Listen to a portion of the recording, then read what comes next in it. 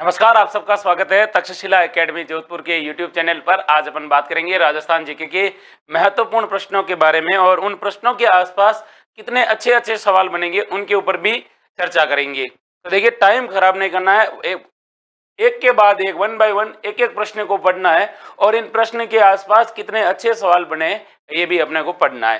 तो आप सबको एक बार फिर गुड इवनिंग, जय हिंद। सवाल देखिए पहला, ढूंढाड़ राज्य की नींव किसने रखी थी? एक राज्य है जिसका नाम है ढूंढाड़ राज्य, और ढूंढाड़ राज्य की नींव किसने रखी ये आपको बताना है। आपके सामने चार ऑप्शन है। आपके सामने कितने ऑप्शन है? चार ऑप्शन है। बताइए भाई, ढूंढाड़ राज्य की जो नींव है वो किसके द्वारा रखी गई थी? चार ऑप्शन है। ढूंढाड़ राज्य की नींव, राठदेव, दुल्हेराय, कोकिलदेव या फिर पृथ्वीराज। बताइए भाई, ढूंढाड़ राज्य की नींव किसने रखी थी? ढूंढाड़ राज्य की नींव। देखिए, ढूंढाड़ राज्य की जो नींव रखने वाले थे उनका नाम आपसे पूछा गया है, और उनका क्या नाम था भाई? उनका नाम था आपके दुल्हेराय। दुल्हेराय, जिनको तेजकरण भी कहा जाता है। क्या कहा जाता है? दुल्हेराय, जिनको तेजकरण कहा जाता है। इन्होंने ढूंढाड़ राज्य की क्या रखी थी? नींव रखी थी। कहते हैं 1137 के अंदर, कब? 1137 के अंदर क्या हुआ कि जयपुर के अंदर, या फिर अपन मैं कहूं कि दुल्हेराय ने बड़ गुर्जरों को हराया। दुल्हेराय ने किसको हराया? बड़ गुर्जरों को हराया, और बड़ गुर्जरों को हराकर इसने क्या किया था? ढूंढाड़ में अपने राज्य की नींव रखी। तो बड़ गुर्जरों को हराकर ढूंढाड़ राज्य की नींव रखी थी, वो किसने रखी थी? दुल्हेराय ने रखी थी। कहते हैं कि दुल्हेराय थे, ये दुल्हेराय थे, ये किसके पुत्र थे? तो कहते हैं कि दुल्हेराय के जो थे ये हम अपने ये मध्य प्रदेश के नरवर के रहने वाले थे। कहाँ के रहने वाले थे? नरवर के रहने वाले थे। आपसे देखिए, अच्छा अच्छा सवाल ये पूछा जाएगा, कभी पूछ भी ले तो ध्यान रखना, पूछ ले कि आमेर के कछवाहों की राजधानी का क्रम बताइए। आमेर के राजधानी के शासकों की राजधानी का क्रम। तो कहते हैं आमेर के शासकों की पहली राजधानी थी दौसा।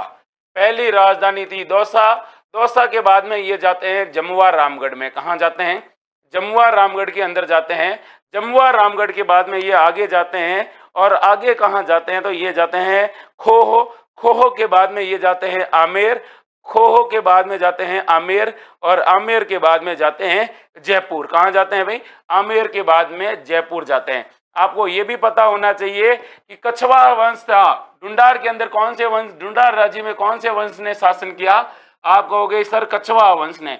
और कछवा वंश ये कहते हैं हम भगवान श्री राम के वंशज हैं, अर्थात हम भगवान राम के पुत्र कुश के वंशज है, इसलिए कुशवाहा, कुशवाहा से ये क्या पढ़े हैं?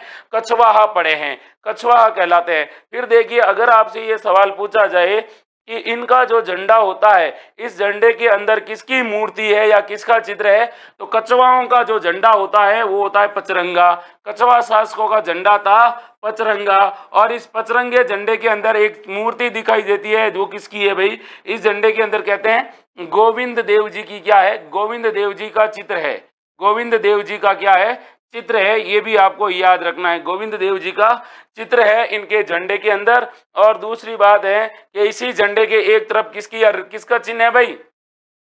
सूर्य का चिन्ह है। इसका मतलब ये स्वयं को सूर्यवंशी अर्थात भगवान राम के वंशज कहलाते हैं, कहते हैं। ये भी आपको याद रखना है, याद रखना है आपको। फिर देखिए, इनके बारे में अगर आपसे अगला सवाल ये पूछा जाएगा, स्वयं को ये कौन सा तिलक कहते हैं? तो कछवा शासक स्वयं को रघुवंश तिलक कहते हैं।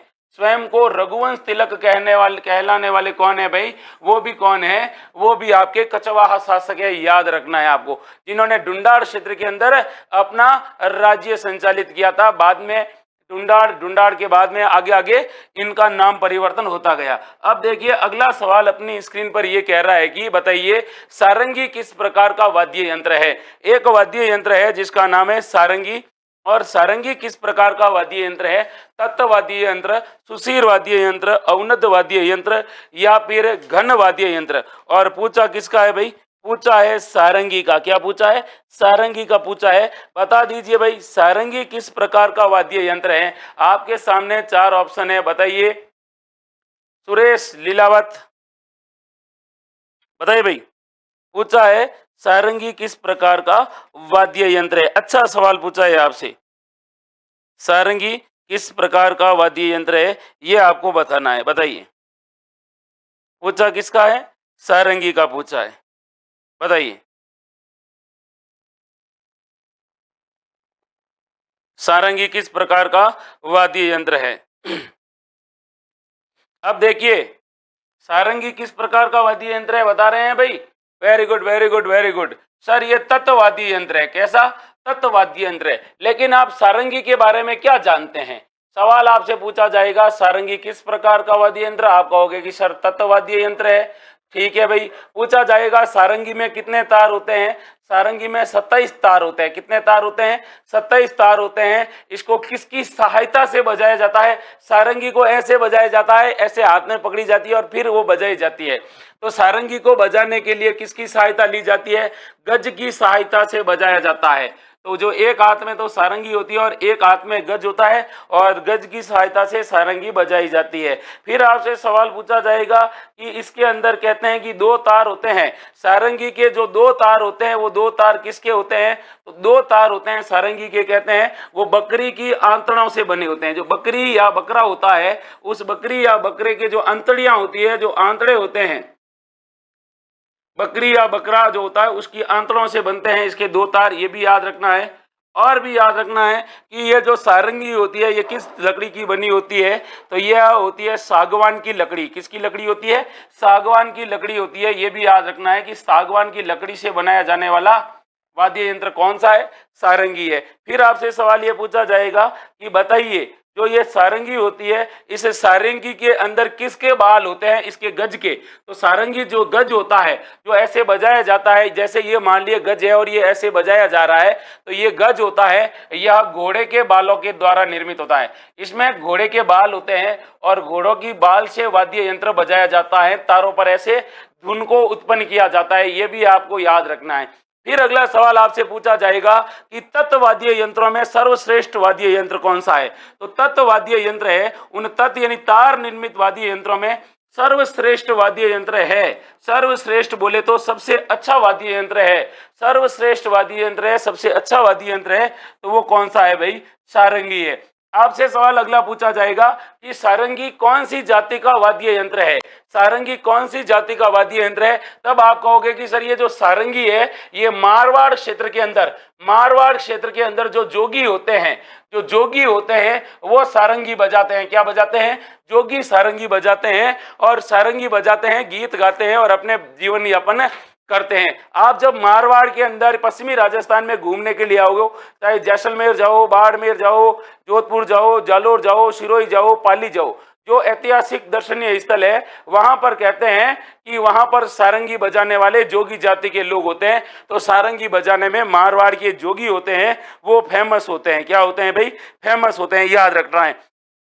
लेकिन अगला सवाल आपसे पूछा जाएगा सारंगी से रिलेटेड, सवाल यह पूछा जाएगा कि राजस्थान के प्रसिद्ध सारंगी वादक का नाम क्या है। एक व्यक्ति है जिनका नाम है राम नारायण। राम नारायण जी हैं, ये उदयपुर के रहने वाले हैं। कहाँ के रहने वाले हैं, राम नारायण जी उदयपुर के रहने वाले हैं। ये सारंगी के प्रसिद्ध कलाकार हैं। इसके अलावा एक व्यक्ति और है जिसका नाम है उस्ताद चांद खां। क्या नाम है भाई, उस्ताद सुल्तान खां नाम है, उस्ताद सुल्तान खां है। ये उस्ताद सुल्तान खां ये सीकर जिले के हैं, ये परीक्षाओं में पूछे गए हैं।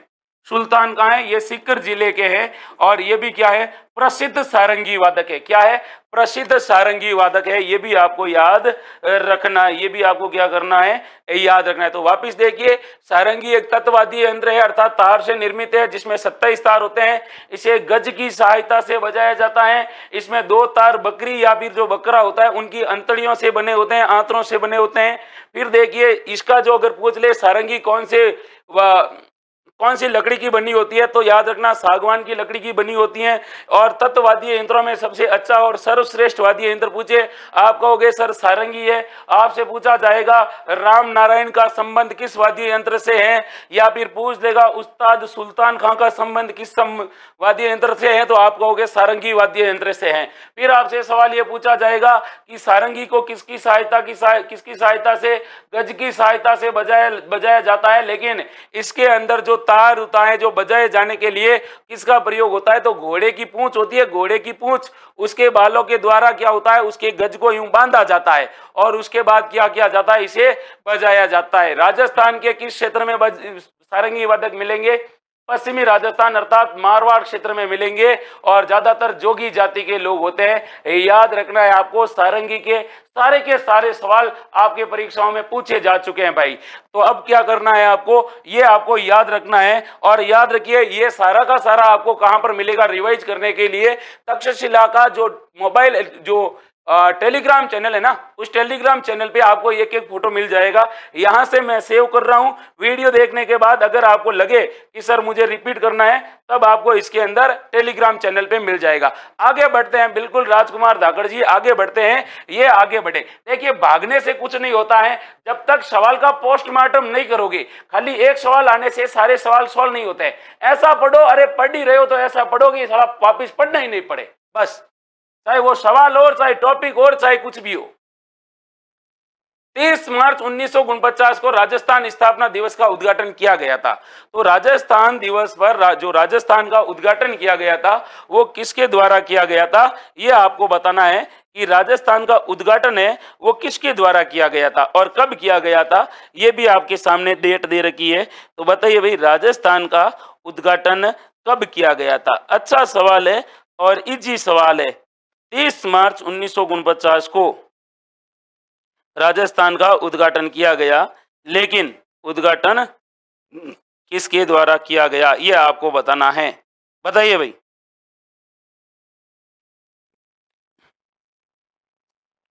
फिर मैं आपको बताता हूं कि किसके द्वारा इसका उद्घाटन किया गया था, ये भी आपको बताऊं। कौन आंसर इसका पहले बता रहा है, किसके द्वारा इसका उद्घाटन किया गया, बताइए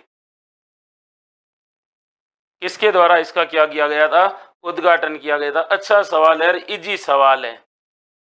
और कहां पर किया गया बताइए भाई, सोच के जवाब दीजिए। कौन बता रहा है भाई, रघु इणकिया, अंकित कुमार, गिशुदास, पूजा मीणा, महिपाल तंवर, गोपी जोदाना, गिरधारी लोहिया, राजकुमार धाकड़, वेरी गुड महिपाल, जसवंत, ईश्वरलाल, सत्तू, नितिन, दिनेश, नरेंद्र, राजकुमार धाकड़, कन्नू कुमारी। देखो भाई राजस्थान का एकीकरण पूछा है और इस एकीकरण का उद्घाटन पूछा है और इसका उद्घाटन कहां पर हुआ था ये आपसे पूछा है और आपको इसका आंसर बताना है। कब का पद पूछा है आपसे, तो आपसे पूछा है 30 मार्च 1949 को। 30 मार्च 1949 को कहते हैं कि इसका जो उद्घाटन होता है वो सरदार पटेल के द्वारा किया जाता है। 30 मार्च 1949 को राजस्थान स्थापना दिवस, ये राजस्थान की स्थापना होती है और इस स्थापना दिवस का जो उद्घाटन होता है पहली बार, वो स्थापना दिवस का उद्घाटन कहां पर होता है, उस स्थापना दिवस का उद्घाटन पूछ ले तो ध्यान रखना जयपुर के अंदर हुआ था। कहां पर हुआ था, जयपुर के अंदर हुआ था। और कहते हैं कि सरदार पटेल ने क्या किया था, दरबार हॉल के अंदर इसका उद्घाटन किया था। कहते हैं कि उस समय इन्होंने, जयपुर के राजा थे जिनका नाम था सवाई मानसिंह, और सरदार पटेल ने इसका उद्घाटन किया। और सरदार पटेल ने उद्घाटन करने के बाद कहते हैं कि जयपुर के शासक थे मानसिंह, और मानसिंह को क्या, किसकी शपथ दिलाई थी इन्होंने, राज प्रमुख की शपथ दिलाई थी। किसकी शपथ दिलाई, राज प्रमुख की शपथ दिलाई, ये भी आप रखना है। फिर आपसे अगला सवाल पूछा जाएगा, राज प्रमुख की तो इन्हें शपथ दिलाई गई, तो बताइए आप तो आप बताइए महाराज प्रमुख किसे बनाया गया, तो महाराज प्रमुख बनाया गया था मेवाड़ के महाराणा थे भोपाल सिंह, और भोपाल सिंह को क्या बनाया गया था, महाराज प्रमुख बनाया गया था। महाराज प्रमुख किसे बनाया गया था, तो वो बनाया गया था भोपाल सिंह को, जो कहाँ के शासक थे, मेवाड़ महाराणा थे। कहते हैं कि उस समय तक 14 रियासतें और 2 ठिकानों का क्या हो चुका था, विलय हो चुका था। सबसे बड़ी बात यह है, इसी में देखना, इस एकीकरण के तहत राजस्थान की जो राजधानी है वो राजधानी किसको बनाया गया था, राजधानी बनाया गया था जयपुर को। किसको बनाया गया भाई, राजधानी तो बनाया गया था जयपुर को। फिर आपसे सवाल पूछा जाएगा अगला, प्रधानमंत्री किसको बनाया था, इस का प्रधानमंत्री किसे बनाया गया था, तो एक व्यक्ति थे अपने हीरालाल शास्त्री, और हीरालाल शास्त्री को क्या बनाया गया था, प्रधानमंत्री बनाया गया था, याद रखना है। फिर आपसे अगला सवाल ये पूछा जाएगा कि बताइए इसके अंदर इसके अंदर कहते हैं कि राजस्थान दिवस मनाने की क्या की गई थी, घोषणा की गई थी और अलग अलग विभागों की स्थापना हुई थी। जैसे न्याय विभाग है, वो न्याय विभाग कहाँ पर गया था, न्याय विभाग गया था आपके जोधपुर के अंदर आया। जैसे राजधानी गई जयपुर में, न्याय विभाग की स्थापना जोधपुर में हुई थी। इसके अलावा सवाल आपसे पूछा जाएगा खनिज विभाग कहाँ पर बनाया गया, तो खनिज विभाग बनाया गया था अपने कहाँ पर बनाया गया था भाई, उदयपुर के अंदर। RSMML Rajasthan state mines and minerals limited की स्थापना उदयपुर में की गई थी। इसके अलावा कहते हैं शिक्षा विभाग कोटा के अंदर गया था, शिक्षा विभाग बीकानेर के अंदर गया था। शिक्षा विभाग कहाँ पर गया था, शिक्षा विभाग कोटा को दिया गया था। ये भी आपको याद रखना है, सवाल पूछ लिए जाए तो। फिर आपसे सवाल ये पूछा जाएगा शिक्षा विभाग कोटा को दिया तो बताइए कृषि विभाग किसको दिया था, तो कृषि विभाग पूछ ले तो कृषि विभाग दिया गया था भरतपुर जिले को। किसको दिया गया था, भरतपुर जिले को दिया गया था कृषि विभाग। वन विभाग किसको दिया गया था, तो वन विभाग की स्थापना हुई थी कोटा के अंदर। कहां पर हुई थी, वन विभाग की, सॉरी शिक्षा विभाग यहाँ पर बीकानेर है भाई, शिक्षा विभाग बीकानेर में है। और वन विभाग की स्थापना कहां पर हुई, तो वन विभाग की स्थापना हुई थी आपके कोटा जिले में। किस जिले में, कोटा जिले में। ये भी आपको याद रखना है, अक्सर ऐसे सवाल पूछ लिए जाते हैं भाई। अगला सवाल देखिए, और अगला सवाल अपनी स्क्रीन पर क्या कह रहा है, इजी सवाल है, अच्छा सवाल है। देखिए खाद्यान्नों के उत्पादन में राजस्थान का देश में स्थान है। हमारे यहाँ पर खाद्यान्न होते हैं और उन खाद्यान्नों में जो अनाज उत्पादन होते हैं उन खाद्यान्नों में राजस्थान का देश में कौन सा स्थान है वो आपको बताना है। आपके सामने 4 ऑप्शन है, प्रथम, यानी प्रथम, पांचवा, तृतीय या सातवां। अच्छा सवाल है और इजी सवाल है। बता दीजिए भाई हमारे राजस्थान में खाद्यान्न उत्पादन में, राजस्थान का खाद्यान्न उत्पादन में देश में कौन सा स्थान है, ये पूछा है आपसे, बता दीजिए भाई। 4 ऑप्शन है, 4 जिले हैं, 4 ऑप्शन है आपके सामने। बताइए पूरे देश में खाद्यान्न उत्पादन की दृष्टि से राजस्थान का कौन सा स्थान है। पूजा मीणा, शुक्रा मेड़ा, अंजाराम, नाथी मीणा। पूजा मीणा, पिंकी साहू, माया रावल, जीके GS शॉर्ट। बताइए भाई, रघु गिरधारी, खेमराज, दीपक, चंदाराम, रवि। बताओ भाई, मुकेश, पूजा, नरेंद्र। तो राजस्थान का खाद्यान्न में 7वां स्थान है भाई। कौन सा स्थान है, खाद्यान्न उत्पादन में 7वां स्थान है, याद रखना है। खाद्यान्न उत्पादन में कौन सा स्थान है, 7वां स्थान है। अब देखिए अनाज और दलहन, अनाज और दलहन को मिलाकर क्या किया जाता है, अनाज प्लस दलहन को क्या कहा जाता है, खाद्यान्न कहा जाता है। क्या कहा जाता है, खाद्यान्न कहा जाता है। अब आपसे पूछे जाए राजस्थान में खाद्यान्न के बारे में, सवाल आपसे अगर ये पूछ ले कि राजस्थान में सर्वाधिक खाद्यान्न, राजस्थान में सर्वाधिक खाद्यान्न का उत्पादन कहाँ होता है, सर्वाधिक खाद्यान्न का उत्पादन, तो आप क्या करोगे, राजस्थान में सर्वाधिक खाद्यान्न का उत्पादन हो रहा है अलवर में। मैंने यहाँ पर फसल का नहीं पूछा है, सर्वाधिक खाद्यान्न का पूछा है, तो अलवर में हो रहा है। फिर आपसे सवाल ये पूछा जाएगा कि राजस्थान में सर्वाधिक खाद्यान्न अलवर जिले में हो रहा है, तो बताओ राजस्थान में दलहन यानी दालों का उत्पादन कहाँ हो रहा है, तो राजस्थान में दलहन में नागौर आगे है भाई। कौन सा जिला आगे है भाई, नागौर जिला दलहन में आगे है। फिर आपसे सवाल अगला पूछा जाएगा राजस्थान में सबसे ज्यादा तिलहन कहाँ होता है, तिलहन होता है बीकानेर में। तिलहन कहाँ हो रहा है, बीकानेर में हो रहा है तिलहन। ये देखिए तिलहन का बीकानेर के अंदर है।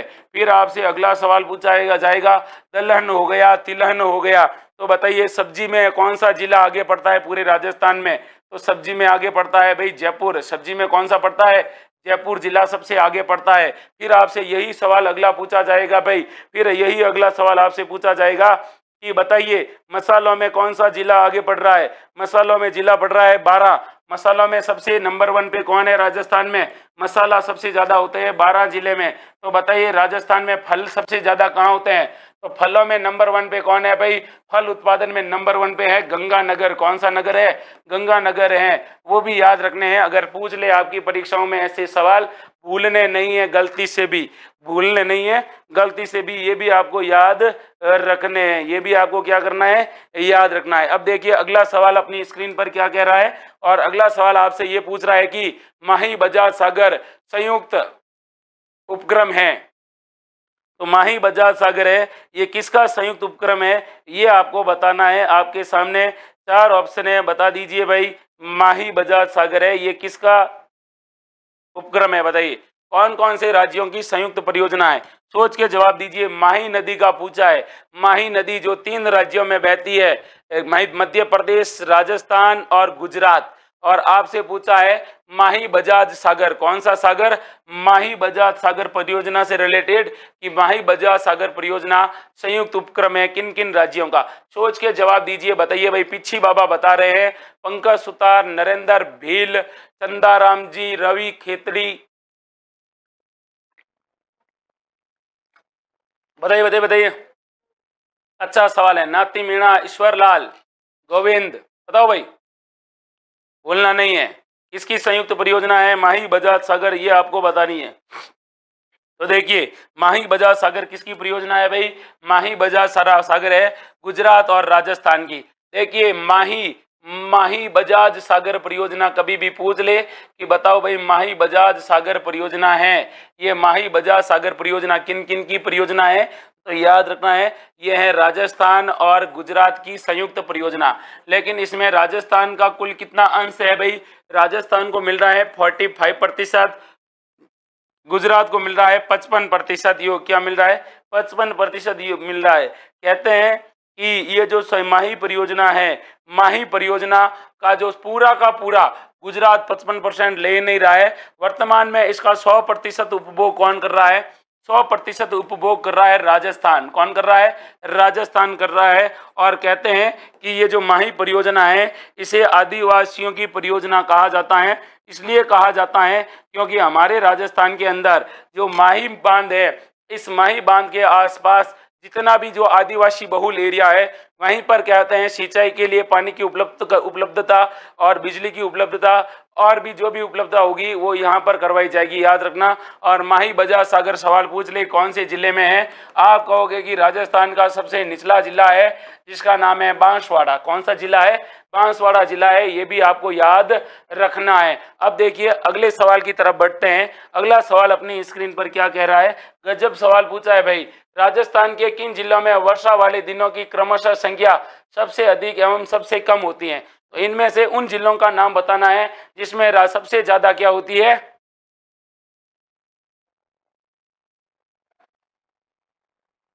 सबसे ज्यादा क्या होती है? बरसात होती है और सबसे कम होती है। तो वो जिले जिनमें सबसे ज्यादा बरसात और सबसे कम बरसात हो रही है वो आपको बताना है।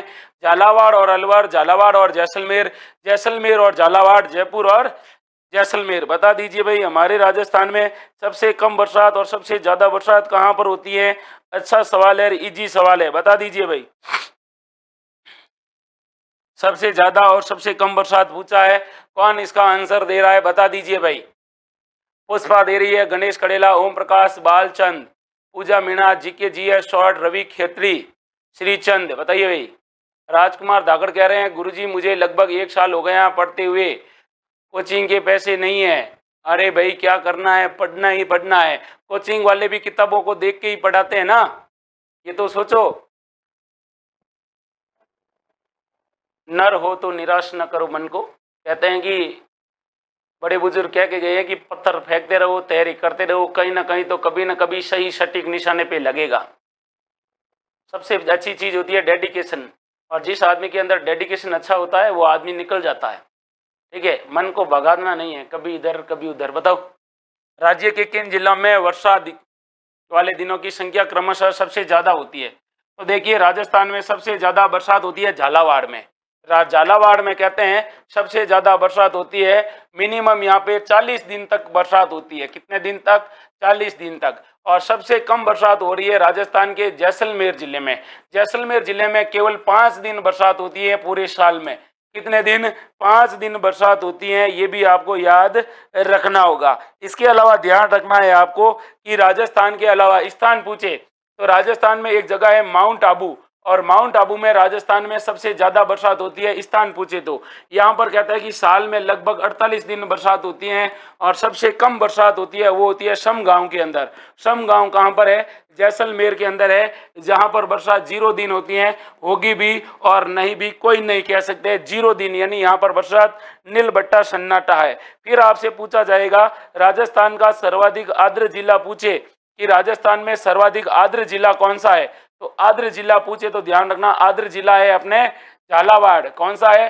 झालावाड़ है आर्द्र जिला। झालावाड़ क्या है? सबसे आर्द्र जिला है, ये याद रखना है। और सबसे आर्द्र जिला है। और सबसे आर्द्र स्थान पूछे, सबसे आर्द्र स्थान पूछे तो आर्द्र स्थान क्या करोगे? आर्द्र स्थान में आप क्या करोगे भाई? आर्द्र स्थान में आप करोगे, वो करोगे माउंट आबू। क्या करोगे? माउंट आबू करोगे। लेकिन आपसे पूछे राजस्थान का सबसे शुष्क जिला कौन सा है?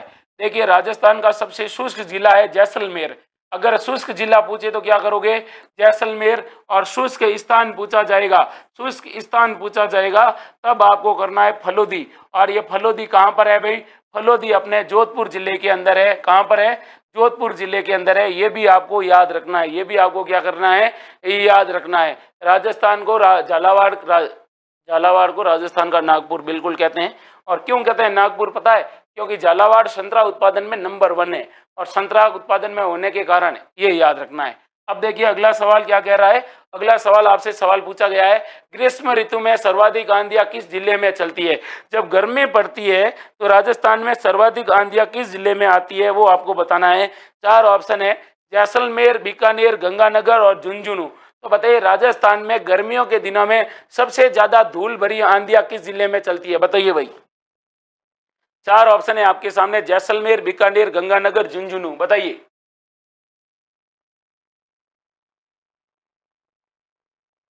अच्छा सवाल है और इजी सवाल है। बताइए भाई, राजस्थान के अंदर सबसे ज्यादा क्या पूछा है? सबसे ज्यादा आंधियां पूछी है, किस जिले में आ रही है भाई आंधियां? बता दीजिए भाई, आंधियां किस जिले में आ रही है? Very good, very good. Rajasthan में आंधियां आती है गंगानगर जिले में। गंगानगर जिले में कहते हैं लगभग 40 दिन तक क्या चलती है? आंधियां चलती है। कितने दिन तक? 40 दिन तक आंधियां चलती है। और ये आंधियां कैसी चलती है? धूल भरी आंधियां चलती है। किस जिले? कैसी? धूल भरी आंधी कहां पर चलती है? गंगानगर जिले में चलती है, लगभग 40 दिन तक। सवाल अगर यही घूम के पूछ लेते, बताइए भाई राजस्थान में सबसे कम आंधियां यानी न्यूनतम आंधी कहां पर आती है? तो न्यूनतम आंधी पूछे तो न्यूनतम आंधी में कभी भी आपको धौलपुर नहीं करना है, न्यूनतम आंधी में करना है झालावाड़ जिला। कौन सा जिला करना है? झालावाड़ जिला है जहां पे न्यूनतम आंधियां आती है। ये भी आपको याद रखना है। और याद रखना कि राजस्थान में सबसे ज्यादा सर्दियों में बरसात कहां पर होती है? सर्दियों में वर्षा सर्वाधिक कहां पर होती है? सर्दियों में सर्वाधिक वर्षा होती है, याद रखना, जयपुर जिले में। किस जिले में होती है? जयपुर जिले में होती है। और सर्दियों की वर्षा को आप मावट कहते हो। क्या कहते हो? मावट कहते हो। ये भी आपको पता होना चाहिए, जो कि रबी की फसल के लिए स्वर्ण बूंदे होती है, और इनको गोल्डन ड्रॉप्स भी कहते हैं। अब देखिए अगला सवाल क्या कह रहा है। अगला सवाल कह रहा है, मेवाड़ शैली को जिस राज्य की मूल शैली माना जाता है, तो मेवाड़ है, मेवाड़ शैली को किस राज्य की मूल शैली माना जाता है, ये आपको बताना है। आपके सामने 4 ऑप्शन है। कितने ऑप्शन है? 4 ऑप्शन है। बता दीजिए भाई, मेवाड़ शैली को किस राज्य की मूल शैली माना जाता है? राजस्थान, पंजाब, मध्य प्रदेश या हरियाणा? सोच के जवाब दीजिए भाई, सोच के जवाब दीजिए और अच्छे से जवाब दीजिए। गजब सवाल पूछा है, बता दीजिए भाई कौन पहले बता रहा है? बताइए बताइए बताइए। अच्छा सवाल है, इजी सवाल है, ऐसे सवालों को छोड़ते नहीं है।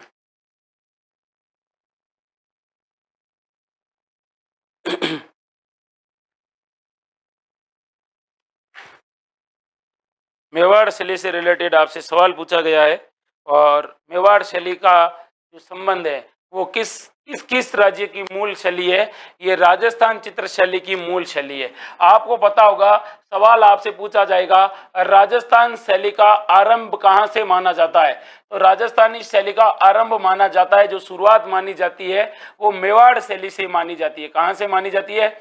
मेवाड़ शैली से मानी जाती है, ये याद रखना है। फिर आपसे सवाल पूछा जाएगा, मेवाड़ शैली का स्वर्ण काल किस शासक का काल कहला जाता है? मेवाड़ शैली का स्वर्ण काल पूछा है। मेवाड़ शैली का कौन सा काल? मेवाड़ शैली का स्वर्ण काल। और मेवाड़ शैली का स्वर्ण काल है वो है जगत सिंह का काल। किसका काल है? जगत सिंह का काल है। ये भी आपको याद रखना होगा।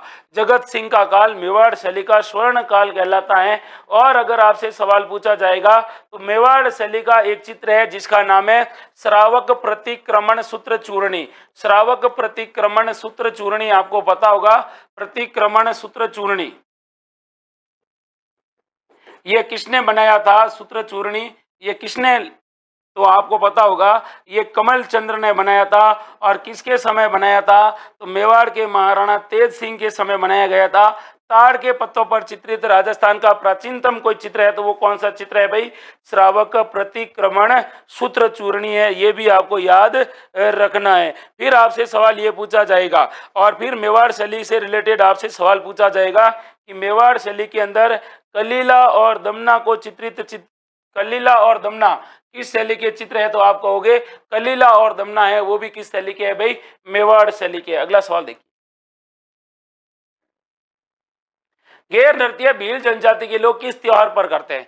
एक नृत्य है गेर, और गेर नृत्य की जो शुरुआत होती है वो कौन से उत्सव पर की जाती है, वो आपको बताना है। बता दीजिए भाई। अच्छा सवाल है और इजी सवाल है, बताइए भाई। गेर नृत्य पूछा है आपसे, क्या पूछा है? गेर नृत्य पूछा है। और गेर नृत्य से रिलेटेड अच्छा सवाल आपसे ये पूछा है, बताइए कि यह कब किया जाता है? गेर नृत्य कब किया जाता है? बता दीजिए भाई। अच्छा सवाल है, इजी सवाल है। कौन इसका सही जवाब दे रहा है? पूछा किसका है? गेर का पूछा है। गेर नृत्य कब किया जाता है? गेर नृत्य कब किया जाता है भाई? गेर नृत्य किया जाता है होली पर। कहाँ कब किया जाता है? होली पर किया जाता है। मेवाड़ क्षेत्र में किया जाता है। किस क्षेत्र में? मेवाड़ क्षेत्र में भील जनजाति द्वारा किया जाता है। वो कौन सा नृत्य होता है? गेर नृत्य होता है। कौन सा वाद्य यंत्र बजाते हैं ये लोग? चंग वाद्य यंत्र बजाते हैं। कौन सा? चंग वाद्य यंत्र बजाया जाता है। और पूछे किस माह में मनाया जाता है? तो फाल्गुन माह में मनाया जाता है। किस माह में? फाल्गुन माह में मनाया जाता है। ये भी आपको याद रखना है। अब देखिए अगला सवाल आपसे पूछा गया है, और अगला सवाल आपसे ये पूछा गया है, राजस्थान की संपूर्ण स्थलीय सीमा है। तो राजस्थान की जो संपूर्ण स्थलीय सीमा है वो आपको बतानी है। 5,920 किलोमीटर, 6,020 किलोमीटर, 7,020 किलोमीटर या फिर 5,290 किलोमीटर। सोच के बताइए। राजस्थान की कुल स्थलीय सीमा की लंबाई आपसे पूछी है। अच्छा सवाल है, इजी सवाल है, बता दीजिए भाई। कौन इसका सही जवाब दे रहा है? बता दीजिए भाई। शिन्नू कटारा, विनोद शर्मा, आकाश राणा, दिव्या सिंगल, सुक्काराम मेड़ा, बबीता कुमारी, पिंकी साहू, संदीप बिश्नोई, रेणु चौधरी, जगदीश ईश्वर, हितेन, मदन लाल। बताओ भाई। हितेन, पुखराज सोनी, विशाल बिश्नोई, ठाकुर, हरिओम वाघेला। देखिए देखिए देखिए, अच्छा सवाल, इजी सवाल है। देखिए राजस्थान की कुल स्थलीय सीमा कितनी है? 5,920 किलोमीटर है। कैसे है? तो ये देखिए, ये राजस्थान का इस तरह से मैप बनाते हैं तो आप ये देखते हो कि ये राजस्थान का नक्शा है सर। और राजस्थान की यहाँ से अगर आप क्या करोगे, फीता लेके दौड़ोगे, यहाँ से यूं होते होते होते होते यूं दौड़ोगे और इस स्थान तक आओगे, ये लंबाई होगी 5,920 किलोमीटर। तो राजस्थान की कुल 5,920 किलोमीटर स्थलीय सीमा है। लेकिन यहाँ पर एक देश है जिसका नाम है पाकिस्तान, और हमारी सीमा पाकिस्तान के साथ लगती है। वो लगती है 1,070 किलोमीटर। कितनी किलोमीटर? 1,070 किलोमीटर। और इधर देखिए राज्य है, और राज्यों के साथ लगती है 4,850 किलोमीटर। तो राजस्थान की अंतरराज्यीय सीमा, इंटर स्टेट बॉर्डर अर्थात अंतरराज्यीय सीमा पूछे कि अंतरराज्यीय सीमा कितनी है? वो है 4,850। अंतरराष्ट्रीय सीमा वो कितनी है? 1,070। तो तीन तरह से सवाल पूछे। अंतरराष्ट्रीय सीमा की पूछे तो 1,070 किलोमीटर, और अंतरराज्यीय सीमा पूछे 4,850, और कुल स्थलीय सीमा पूछे तो दोनों को जोड़ देना है 5,920 किलोमीटर। कितनी है भाई? 5,920 किलोमीटर है। याद रखना है, ऐसे सवालों को भूलना नहीं है, क्योंकि ऐसे सवालों में भी आप डापा चूक वाली स्थिति में आ जाते हो। अब देखिए अगला सवाल क्या कह रहा है, और अगला सवाल ये है, राजस्थान की जल परी किसे कहा जाता है? राजस्थान की क्या पूछा है? जल परी पूछा है। और राजस्थान की जल परी किसे कहते हैं वो आपको बताना है। अच्छा सवाल है और इजी सवाल है, बता दीजिए भाई। राजस्थान की जल परी, राजस्थान की कौन सी परी? जल परी किसे कहा जाता है? अच्छा सवाल है, इजी सवाल है, बताइए भाई। राजस्थान की जल परी किसे कहा जाता है? राजेश बागोड़ा, गोपी जोदाना, राजेश बागोड़ा, विनोद शर्मा, सत्तू कृष्णा, पिंकी साहू, दिव्या सिंगल, वर्षा लवा, विशाल बिश्नोई, गिरधारी लोहिया, बालचंद, आकाश राणा, शुक्रा मेड़ा, आशा मीणा, बताइए भाई, रेणु चौधरी, पिंकी साहू, वर्षा लवा, रॉयल आर के गुरुजी, बताइए भाई, ओम प्रकाश, नाती मीणा, रवि, गिरधारी, कृष्णा, दयाल। अच्छा सवाल है, बताइए भाई कौन है राजस्थान की जलपरी? Very good. राजस्थान की जलपरी किसे कहा जाता है? राजस्थान की जलपरी कहा जाता है रीमा दत्ता को। किसको कहा जाता है? रीमा दत्ता को राजस्थान की कौन सी परी कहा जाता है? जल परी कहा जाता है। जो किस जिले की रहने वाली है? राजस्थान के अजमेर जिले की रहने वाली है। अगर आपसे सवाल ये पूछा जाएगा कि बताइए राजस्थान की राधा किसे कहा जाता है? राजस्थान की राधा, तो आप कहोगे सर राजस्थान की राधा कहते हैं हम लोग, हमारी एक बाई है जिनका नाम है मीराबाई। मीराबाई को राजस्थान की राधा कहते हैं। और अगर आपसे सवाल अगला पूछे, बताइए वागड़ की मीरा किसे कहा जाता है? वागड़ की मीरा किसे कहा जाता है? तो वागड़ की मीरा याद रखना, वो किसको कहा जाता है? गौरी बाई को। वागड़ की मीरा किसे? गौरी बाई को कहा जाता है वागड़ की मीरा। फिर अगला सवाल आपसे पूछा जाएगा, बता दीजिए राजस्थान की श्रीदेवी किसे कहा जाता है? राजस्थान की श्रीदेवी किसे कहा जाता है? तो हमारे राजस्थान की पुरानी फिल्मों की एक है रमकुड़ी, और रमकुड़ी और झमकुड़ी जिसका नाम है नीलू। नीलू को क्या कहा जाता है? राजस्थान की श्रीदेवी कहा जाता है। फिर आपसे पूछा जाएगा राजस्थान की मरु कोकिला, राजस्थान की कौन सी कोकिला? मरु कोकिला किसे कहा जाता है? तब आप कहोगे कि सर राजस्थान की मरु कोकिला कहा जाता है, वो किसे कहा जाता है? गौरी देवी को कहा जाता है। और गौरी देवी कहाँ की रहने वाली है? जोधपुर जिले की रहने वाली है। फिर आपसे सवाल पूछा जाएगा राजस्थान की दूसरी जलपरी, राजस्थान की दूसरी जलपरी पूछ ले कि राजस्थान की दूसरी जलपरी कौन है, तब भी आपको याद रखना है, डापा छूक नहीं होना है। सृष्टि टंडन। कौन है भाई? सृष्टि टंडन है, रवीना टंडन नहीं है। सृष्टि टंडन को राजस्थान की दूसरी जलपरी कहा जाता है। फिर आपसे सवाल पूछा जाएगा, बताइए राजस्थान की लता किसे कहा जाता है? राजस्थान की लता किसे कहा जाता है? तो आप लोग वीणा के गीत सुनते हो। किसके गीत? वीणा के गीत सुनते हो, जिसमें अपने राजस्थान के जयपुर जिले की रहने वाली है सीमा मिश्रा। सीमा मिश्रा को क्या कहते हैं? राजस्थान की लता कहते हैं। फिर आपसे अगला सवाल पूछा जाएगा, राजस्थान में आदिवासियों की बाईजी किसे कहा जाता है? आदिवासियों की बाईजी पूछे तो आदिवासियों की बाईजी का इनाम है भाई मंजू राजपाल। कौन सी राजपाल? मंजू राजपाल, जो कि खुद क्या है? पर भारतीय प्रशासनिक सेवा की अधिकारी है मंजू राजपाल, जो खुद क्या है? IAS है, और इन्हें आदिवासियों की बाईजी कहा जाता है। फिर आपसे सवाल पूछा जाएगा, बताइए भाई रानी जी किसे कहा जाता है? रानी जी किसे कहा जाता है? तो राजस्थान की प्रसिद्ध कवित्री और लेखिका जिनका नाम है लक्ष्मी कुमारी चुंडावत, जिनका संबंध राजसमंद के देवगढ़ ठिकाने से था, उनको क्या कहा जाता है? रानी जी कहा जाता है। फिर अगला सवाल आपसे पूछा जाएगा, मारवाड़ की नूरजहां, मारवाड़ की नूरजहां किसे कहा जाता है? तो मारवाड़ की नूरजहां में याद रखना है कि मारवाड़ की नूरजहां कहा जाता है गुलाब राय को। किसको कहा जाता है? गुलाब राय को क्या कहा जाता है? मारवाड़ की नूरजहां कहा जाता है। ये भी आपको याद रखना है, ये भी आपको याद रखना है। फिर आपसे सवाल पूछा जाएगा कि बताइए राजस्थान के अंदर राजमाता के नाम से प्रसिद्ध कौन हुई थी? तो राजमाता के नाम से जयपुर के शासक मान सिंह की रानी थी, जिनका नाम था महारानी गायत्री देवी। महारानी गायत्री देवी को क्या कहा जाता है? महारानी गायत्री देवी को राजमाता कहा जाता है। ये भी आपको याद रखना है, ये भी आपको क्या करना है? याद रखना है। ऐसे सवाल अक्सर आपके सामने क्या करते हैं? फेंक दिए जाते हैं। क्या कर दिए जाते हैं? फेंक दिए जाते हैं। ये भी आपको याद रखना है भाई। अब देखिए अगला सवाल अपनी स्क्रीन पर क्या कह रहा है, और अगला सवाल आपसे ये कह रहा है कि बताइए राजस्थान के किस जिले की सीमा अन्य जिलों की सीमा के साथ से सर्वाधिक स्पर्श करती है? यानी राजस्थान के कौन से जिले की सीमा अन्य जिलों से सर्वाधिक यानी दूसरे जिलों के साथ सर्वाधिक लगती है? बता दीजिए। अच्छा सवाल, इजी सवाल, सोच के सवाल को फेंकना है भाई। बता दीजिए कौन सा जिला है जिसकी सीमा सबसे ज्यादा जिलों के साथ लगती है? बताइए।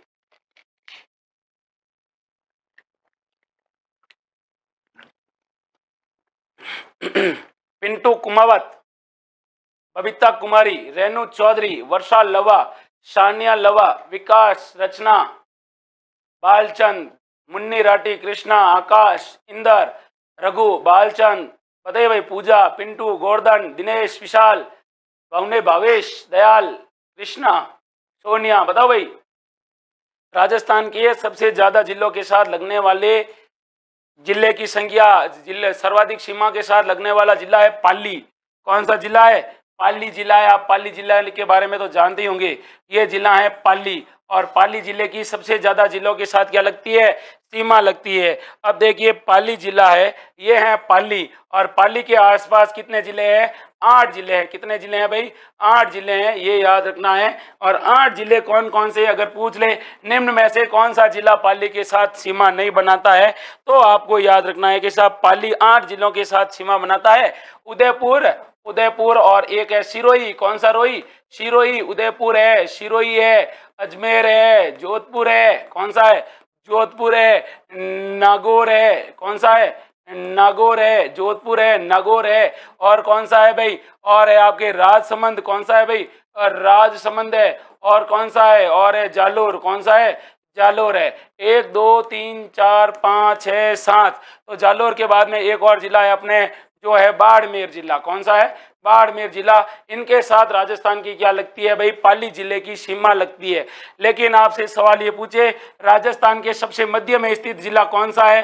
तो मध्य में स्थित जिला है नागौर। और नागौर के अंदर एक गांव है जिसका नाम है लंपोलाई। और लंपोलाई को क्या गांव माना गया है? राजस्थान का सबसे मिड में स्थित गांव माना गया है लंपोलाई। लेकिन कहते हैं सैटेलाइट से देखते हैं तो वो दिखता है गगराना। कौन सा गांव दिखता है? गगराना गांव सैटेलाइट के अनुसार राजस्थान के सबसे मध्य में स्थित है। और राजस्थान का जो नागौर जिला है, नागौर का लंपोलाई गांव है, उसको राजस्थान का सबसे मध्यस्थ जिला माना गया है। और पाली जिला इन जिलों के साथ सर्वाधिक 8 जिलों के साथ क्या बनाता है? सीमा बनाता है। ये भी आपको याद रखना है, ऐसे सवाल अक्सर फेंक दिए जाते हैं। अब देखिए अगला सवाल क्या है, और अगला सवाल अपनी स्क्रीन पर यह है। बताइए, राजस्थान के दक्षिणी भाग में सर्वाधिक वर्षा होने का प्रमुख कारण क्या है? राजस्थान का जो ये दक्षिणी भाग है, इस दक्षिणी भाग में सबसे ज्यादा क्या है भाई? वर्षा होती है। और दक्षिणी भाग में वर्षा होने का प्रमुख कारण क्या है, वो आपको बताना है। बता दीजिए। अच्छा सवाल है और इजी सवाल है। आपके सामने 4 ऑप्शन है। अरावली पर्वत का ऊंचा होना, वनस्पति की सघनता, समुद्र तट से निकटता, या मध्य भारत का क्षेत्र होना। क्या आंसर है इसका? बताइए। निर्मला कटारा, भुवनेश मीणा, अरविंद कुमार गरासिया, आकांक्षा, दयाल राम बिश्नोई। बताओ भाई। रचना, संदीप बिश्नोई, आकांक्षा, सुखराम, दिव्या सिंगल। बताओ भाई, राजस्थान के इस क्षेत्र के अंदर क्या हो रही है? दक्षिणी क्षेत्र में ज्यादा बरसात हो रही है। इसका मुख्य कारण क्या है, वो आपको बताना है। देखिए, अच्छा सवाल है, इजी सवाल है। बताइए बताइए बताइए। राजस्थान के इस क्षेत्र के अंदर क्या हो रही है? इस क्षेत्र के अंदर बरसात ज्यादा हो रही है। तो इस क्षेत्र में यह बरसात ज्यादा होने का कारण क्या है? इसका कारण अच्छा से बताना है। क्या कारण है इसका? अच्छे से सोच के जवाब दीजिए भाई। अच्छा सवाल है और इजी सवाल है। बताइए। तो देखिए, अरावली पर्वत का ऊंचा होना है। अरावली पर्वत का क्या होना है? ऊंचा होना है। ये अरावली पर्वतमाला है, इधर ये हाड़ौती का क्षेत्र है। यहाँ से राजस्थान में मानसून प्रवेश करेगा, यहाँ से मानसून प्रवेश करेगा तो इन अरावली की पर्वतों से ये टकराएगा तो यहाँ पर आर्द्रता होगी और नमी होगी, और जिसके कारण यहाँ पर बादल क्या करेंगे? ज्यादा बरसेंगे। बादल क्या करेंगे? ज्यादा बरसेंगे। ये आपको याद रखना है। और कहते हैं कि यहाँ पर आर्द्रता में वृद्धि करता है, और यहाँ पर कहते हैं कि वर्षा क्या करता है? अधिक करता है। और अरावली आपको पता होगा, अरावली क्या है? ये अरावली पर्वतमाला है, ये किसके समानांतर है भाई? ये मानसून के समानांतर है। तो ये अरावली पर्वतमाला है। यूं मानसून आया इधर से, और इधर से अरावली से टकराया, यहां से इसके क्या लगा? नमी बनी, और इधर बरसात करता है, और फिर ये यूं इसके क्या सारे आगे चला जाता है। ये याद रखना है, ये याद रखना है। मोहित बहुत बढ़िया भाई, ये आपका बिल्कुल सही है। निर्मा विश्नोई बिल्कुल सही है। देवीलाल मेघवाल, पूजा मीना, संजय डामोर, सोनिया लवा, विशाल विश्नोई, मनोज रांकावत, परू चौधरी, अगला सवाल देखिए भाई, और अगला सवाल क्या कह रहा है, अगला सवाल पूछ रहा है राजस्थान निम्न में से झुंझुनू जिले को काटने वाली नदी का नाम क्या है। एक नदी है जो झुंझुनू जिले को दो भागों में काटती है, बताइए भाई कौन सी नदी है। मेंथा, खारी, कांतली या कोठारी। झुंझुनू जिले को दो भागों में काटने वाली नदी बताइए। अच्छा सवाल और इजी सवाल है, कौन बता रहे हैं हमारे यहाँ पर, मनोज मीणा, विशाल बिश्नोई, दयाल राम बिश्नोई, मुन्नी राठी, मनराज यादव, दिनेश मोहित, रवि, शत्रु, निर्मा, जगदीश। बताइए भाई, विशाल, श्रीचंद, विकास, विजयराज, अरविंद, पिच्छी बाबा, अग्नि सिंह। बताइए भाई, दिनेश, चंदाराम, रेणु चौधरी, नाती मीणा, रीना। बताइए भाई, निर्मा, राजेंद्र, नीनामा, पंकज सुतार। देखो भाई, हमारे राजस्थान में एक नदी है कांतली, आप लोगों को पता होगा नदी है कांतली। कांतली का जो उद्गम है वो खंडेला की पहाड़ियां हैं। कौन सी पहाड़ियां? खंडेला की पहाड़ियां। और खंडेला की पहाड़ियां किस जिले में है? सीकर जिले में है। और उसके बाद यह दो जिलों में बहती है, सीकर तक जाती है और झुंझुनू जिले को दो बार काटती है और चूरू की सीमा पर क्या हो जाती है? समाप्त हो जाती है। इस नदी को क्या कहा जाता है? कांतली नदी कहा जाता है। क्या कहा जाता है? कांतली नदी कहा जाता है। अब देखिए, दो जिलों में यह काटती है और इसकी सबसे बड़ी विशेषता क्या है साहब? तो राजस्थान में आंतरिक प्रवाह की, वह नदी जिसका उद्गम राजस्थान में होता है और वो आंतरिक प्रवाह की सबसे लंबी नदी है। तो आंतरिक प्रवाह की सबसे लंबी नदी है जिसका उद्गम राजस्थान में होता है। जिसका उद्गम क्या होता है? राजस्थान में होता है, वो सबसे लंबी नदी है। लेकिन राजस्थान में बहने वाली सबसे लंबी आंतरिक अपवाह तंत्र की नदी गग्गर है। कौन सी है? गग्गर। लेकिन गग्गर का उद्गम है वो राजस्थान में नहीं हो रहा है। इसका गग्गर राजस्थान में नहीं हो रहा है। पूरे भारत में आंतरिक अपवाह तंत्र की सबसे लंबी नदी गग्गर है। लेकिन वह नदी जिसका उद्गम राजस्थान में होता है और आंतरिक प्रवाह की सबसे लंबी नदी है, तो वो कौन सी है भाई? कांतली नदी है, सीकर में है, झुंझुनू के अंदर है। और राजस्थान में सीकर और झुंझुनू में जो भी सभ्यताएं बनी है वो सारी की सारी कौन सी नदी के किनारे डेवलप हुई थी? वो हुई थी कांतली नदी के किनारे। याद रखना है आपको, याद रखना है आपको। बाकी कोठारी नदी दिवेर की पहाड़ियां राजसमंद से निकलती है, खारी बिजरावल से निकलती है, मेहता अजमेर से निकलती है। तो डांट भी डापा चूक। अगला सवाल देखिए, अगला सवाल ये है, राजस्थान के कितने जिले अंतर्राज्यीय सीमा से लगते हैं? तो राजस्थान के कितने जिले हैं जो अंतर्राज्यीय सीमा से लगते हैं भाई? बताइए। 18, 20, 21 या 23 राजस्थान के अंतर्राज्यीय सीमा के साथ लगने वाले जिले बताइए। कितने जिले जो अंतर्राज्यीय सीमाओं के साथ लगते हैं? कितने जिले अंतर्राज्यीय सीमाओं के साथ लगते हैं? विशाल बिश्नोई, मन्नू, गौरव पंडित, विशाल बिश्नोई, मरवी, अरविंद, जगदीश, विकास। बताइए फटाफट बताइए। दिव्या। और देखिए 76 हो गए हैं, 100 लाइक तो ठोकने ही ठोकने हैं। फटाफट अपना अंगूठा दबाइए और वीडियो को लाइक भी कर दीजिए। पुखराज पुनावत, गोवर्धन डामोर, रवि गुर्जर, भावेश, भुवनेश, मोती सैन। बताइए भाई। रघु इणकिया, संदीप। बताइए बताइए बताइए फटाफट बताइए। कौन बता रहा है भाई? राजस्थान के कितने जिले अंतर्राज्यीय सीमा पर स्थित है? बताइए भाई। राजस्थान के कितने जिले अंतर्राज्यीय सीमा पर स्थित है? Very good, very good. Rajasthan के कितने जिले हैं भाई? 23 जिले। राजस्थान के 23 जिले हैं जो अंतर्राज्यीय सीमा पर लगते हैं। कितने जिले? 23। लेकिन अब मैं इस सवाल को घुमाकर आपसे पूछूं, अगर घुमाकर आपसे पूछूं राजस्थान के कितने जिले, राजस्थान के कितने जिले, याद रखना, राजस्थान के कितने जिले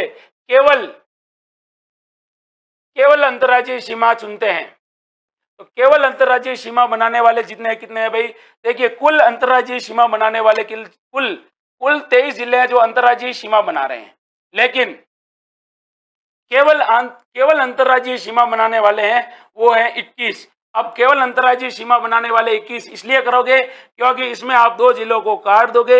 एक तो बाड़मेर को काट दोगे और किसको काट दोगे? गंगानगर को काट दोगे। क्योंकि बाड़मेर और गंगानगर दो ऐसे जिले हैं जो इंटरनेशनल बॉर्डर भी बनाते हैं और याद रखना इंटर स्टेट बॉर्डर भी बनाते हैं। इंटर स्टेट बॉर्डर यानी अंतर्राज्यीय सीमा भी बनाने वाले जिले हैं। तो वो कौन से हैं? गंगानगर और बाड़मेर जिले। गंगानगर और बाड़मेर जिले। सवाल केवल पूछे, केवल अंतर्राज्यीय सीमा 21, कुल अंतर्राज्यीय सीमा 23। सवाल को भूलना नहीं है, सवाल को क्या नहीं करना है, भूलना नहीं है, क्योंकि गंगानगर और बाड़मेर वो क्या बना रहे हैं, अंतर्राज्यीय सीमा और अंतर्राष्ट्रीय दोनों बना रहे हैं।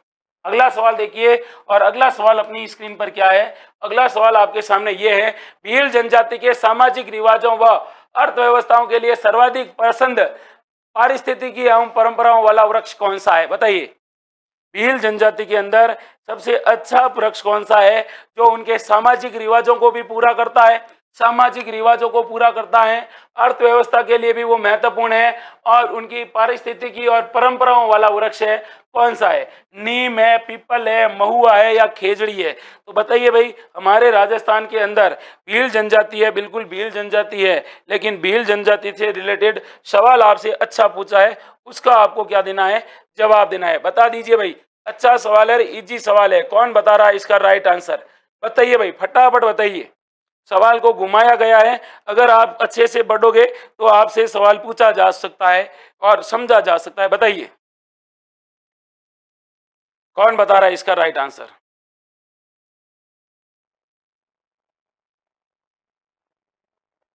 बताइए बताइए बताइए, कौन सा पेड़ है? बताइए बताइए बताइए।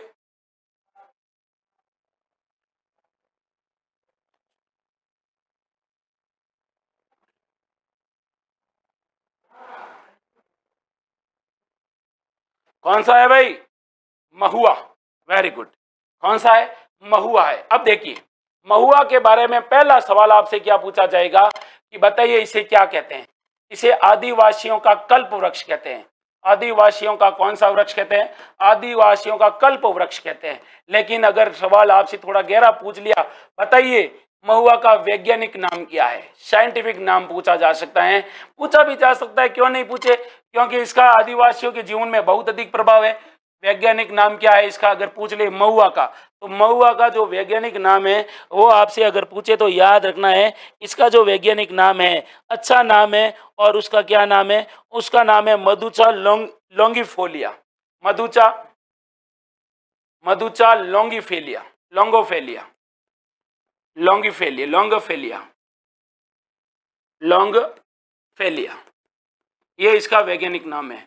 फिर देखिए, महुआ के बीज से क्या बनती है भाई?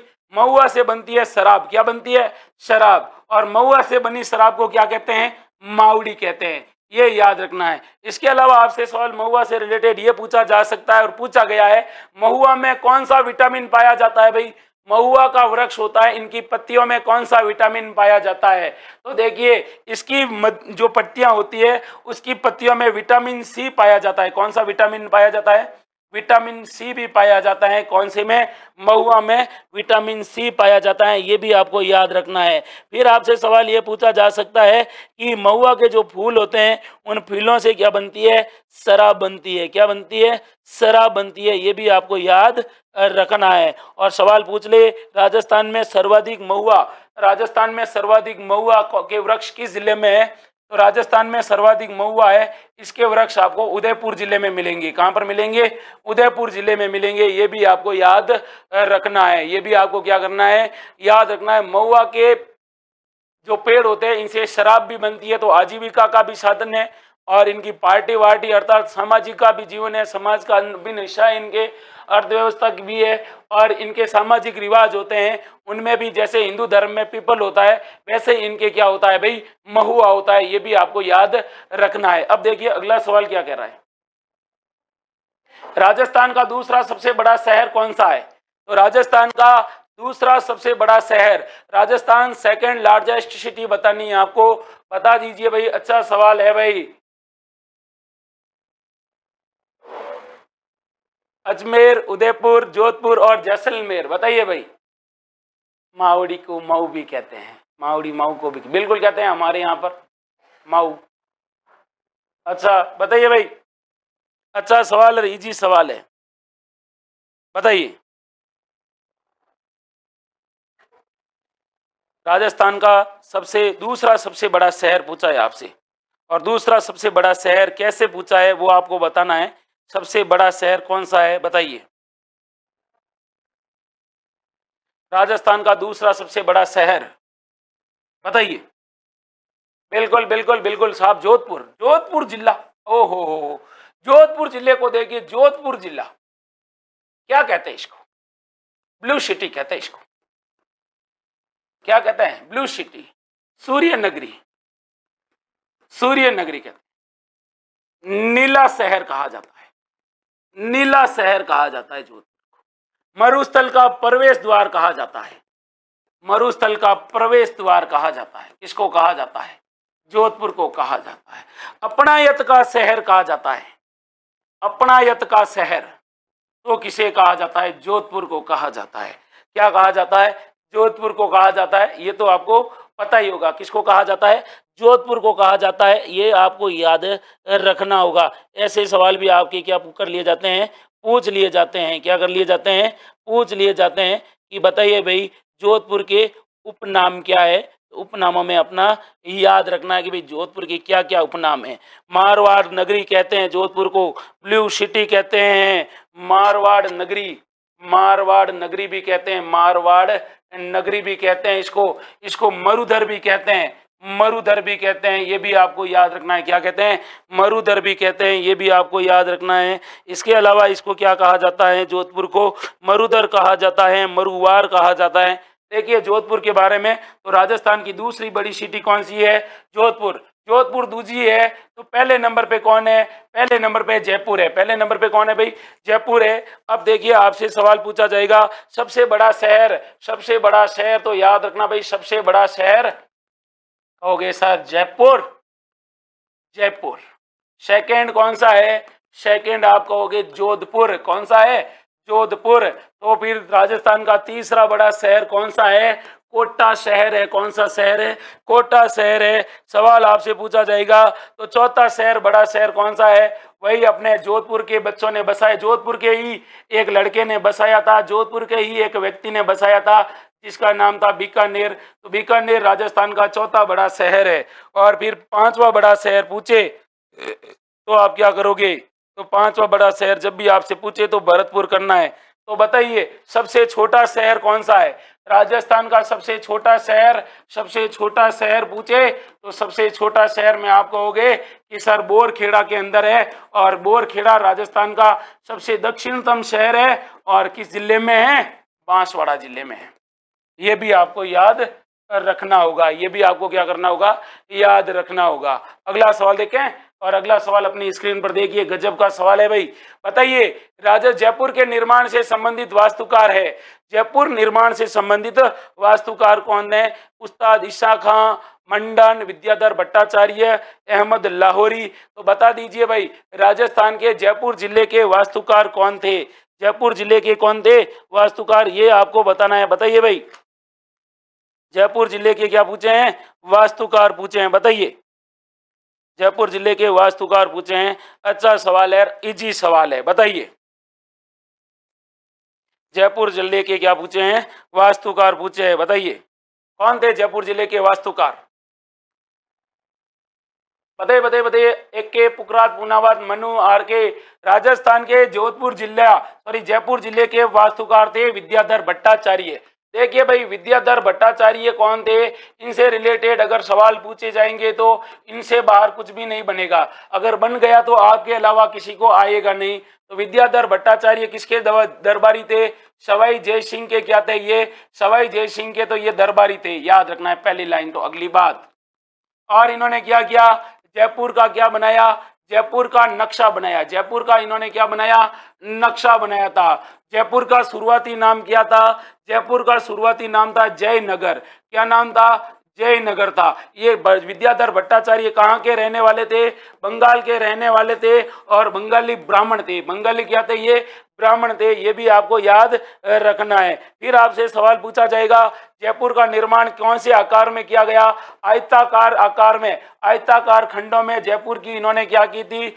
स्थापना की थी। फिर आपसे सवाल ये पूछा जाएगा तो बताइए जयपुर नगर का नक्शा इन्होंने बनाया, वास्तुकार ये थे। तो जयपुर नगर की नींव किसने रखी थी? जयपुर की नींव किसने रखी थी? तो जयपुर की जो नगर है, इस जयपुर की नींव अगर पूछ ले किसने रखी थी तो ये रखी थी भाई एक व्यक्ति थे जिनका नाम था पंडित जगन्नाथ सम्राट। और जगन्नाथ सम्राट ने जयपुर की क्या रखी थी, नींव रखी थी। ये भी याद रखना है। जयपुर नगर की नींव कब रखी गई थी, ये अगर परीक्षा में पूछ ले तो जयपुर नगर की नींव रखी गई थी 18 नवंबर को, 18 नवंबर 1727 को, 18 नवंबर 1727 को जयपुर की क्या हो जाती है, स्थापना हो जाती है। क्या हो जाती है, स्थापना हो जाती है। कहते हैं एक व्यक्ति है जिसका नाम है बिशप हैबर, और बिशप हैबर ने जयपुर की तुलना किससे की थी, इसने इस जयपुर को क्या कहा था, इसकी तुलना की थी क्रेमलिन से। किससे की थी, क्रेमलिन से की थी बिशप हैबर ने। ये भी आपको याद रखना है। सवाल आपसे पूछा जाएगा जयपुर के कौन से हिस्से को क्यों क्रेमलिन के शहर का दर्जा दिया, तो जो जयपुर शहर का परकोटा है, जयपुर का जो परकोटा है चारों तरफ का, इसके 7 दरवाजे हैं, उसको बिशप हैबर ने क्रेमलिन से इसकी क्या की थी, तुलना की थी। कहते हैं कि जब जयपुर नहीं बसा था, तो यहाँ पर क्या था, कहते हैं कि यहाँ पर एक बादल महल था, और बादल महल और एक होदी थी। बादल महल था यहाँ पर जयपुर बसने से पहले, और बादल महल के पास एक होदी थी। यहाँ पर जयपुर के शासक शिकार करने के लिए आते थे, और इस होदी के अंदर जानवर पानी पीने के लिए आते थे। तो कहते हैं कि यहाँ पर राजा शिकार करता था। ये भी आपको याद रखना है भाई, ये भी आपको याद रखना है भाई। अगला सवाल देखिए, अगला सवाल इजी सवाल। तो जयपुर नगर की नींव किसने रखी, विद्याधर भट्टाचार्य ने रखी, याद रखना है। अब देखिए जाजम प्रिंट का संबंध किस स्थान से है, सवाल पूछा है आपसे। जाजम प्रिंट है, उस जाजम प्रिंट का संबंध किस स्थान से है, चित्तौड़गढ़, बाड़मेर, प्रतापगढ़ और कोटा। तो बता दीजिए भाई, राजस्थान के अंदर क्या पूछा है भाई, पूछा है आपसे जाजम प्रिंट। बताइए जाजम प्रिंट का संबंध किससे है, जाजम प्रिंट का संबंध पूछा है। अच्छा सवाल और इजी सवाल है। बताइए जाजम प्रिंट का संबंध किससे है, जाजम प्रिंट का संबंध किस जिले से है, पूछा है आपसे। बताइए, सोच के जवाब दीजिए भाई, गलत जवाब नहीं देना है। कौन बता रहा है, मीनू चौधरी बता रही है, विजय राज सिंह, आकाश राणा, गोपी जोदाना, महेश। बताइए चित्तौड़गढ़, बालचंद, मयंक शर्मा। गजब सवाल बताया है भाई। बताइए कौन इसका सही आंसर दे रहा है। सवाल पूछा है जाजम प्रिंट का संबंध किससे है, जाजम प्रिंट का संबंध किससे है। तो देखिए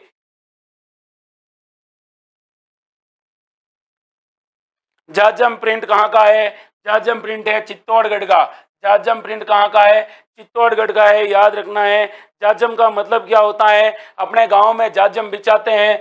जाजम कहते हैं मोटी दरी को, मोटी दरी होती है जो बिछाने की, इसके अंदर जो धागा होता है वो मोटा धागा होता है, और मोटा धागा होता है वो मोटे धागे से मोटी दरी बनती है, जिसको जाजम कहते हैं। जाजम प्रिंट राजस्थान के चित्तौड़गढ़ जिले का है। किस जिले का है, चित्तौड़गढ़ का है जाजम। और देखिए अगर आपसे सवाल पूछे कि जाजम प्रिंट कहाँ का है, चित्तौड़गढ़ का, आपसे पूछे बताइए दाबू प्रिंट कहाँ का है, तो आप कहोगे कि सर दाबू प्रिंट है अकोला का। और अकोला कहाँ पर है भाई, छिप्पों का अकोला। छिप्पों का अकोला राजस्थान के कौन से गढ़ में है, चित्तौड़गढ़ में। तो आजम और एक है दाबू प्रिंट, कौन सा, सॉरी दाबू प्रिंट नहीं है, मैं आपसे दाबू प्रिंट है, ये अकोला चित्तौड़गढ़ का है। अगर आपसे सवाल पूछ ले, अगर इसके अलावा आपसे सवाल पूछा जाएगा कि बताइए अकोला प्रिंट अगर चित्तौड़गढ़ का है, तो बताइए हमारे राजस्थान के अंदर पोमचा अर्थात लहरिया की जो क्या होती है, छपाई होती है, वो कहाँ की है, तो आप कहोगे कि लहरिया की छपाई होती है, वो कहाँ से होती है, जो वो कहाँ से होती है, तो आप कहोगे लहरिया जयपुर का है। कहाँ का है, जयपुर का। ये भी आपको याद रखना है। और जाजम और अकोला दोनों चित्तौड़गढ़ के अंदर है। आप कह रहे हो कि सर बाड़मेर जिले का है, बाड़मेर जिले का भाई मल्लीर प्रिंट है। कौन सा प्रिंट है, मल्लीर प्रिंट कहाँ का है, बाड़मेर का है। चित्तौड़गढ़ के 2 है, एक का नाम है दाबू और एक का नाम क्या है भाई, जाजम। दाबू और जाजम कहाँ का है, ये चित्तौड़गढ़ का है। जयपुर का एक प्रिंट है, वो कौन सा प्रिंट है, बगरू प्रिंट है। बगरू प्रिंट कहाँ का है, तो याद रखना है जयपुर का है, याद रखना है। ऐसे सवाल भी अक्सर परीक्षाओं में पूछ लिए जाते हैं। अब देखिए वीडियो को ठोकना है लाइक, और अगला सवाल अपनी स्क्रीन पर देखिए। हल्दी घाटी के युद्ध में मुगलों और महाराणा प्रताप के महाराणा के सैनिकों के साथ साथ दोनों पक्षों के जिन हाथियों ने बहुत वीरता दिखाई थी, उनके क्या नाम थे, तो बता दीजिए भाई। इनमें से बताना है आपको। जब हल्दी घाटी का युद्ध हुआ और हल्दी घाटी के युद्ध में मेवाड़ और मुगलों की तरफ से क्या लड़े थे, हाथी लड़े थे, और उन हाथियों के क्या बताने हैं, नाम बताने हैं। बता दीजिए भाई, प्रताप की तरफ से कौन से हाथी लड़े थे और महाराणा प्रताप की तरफ से कौन से हाथी लड़े थे, बताइए। अच्छा सवाल और इजी सवाल है, बताइए।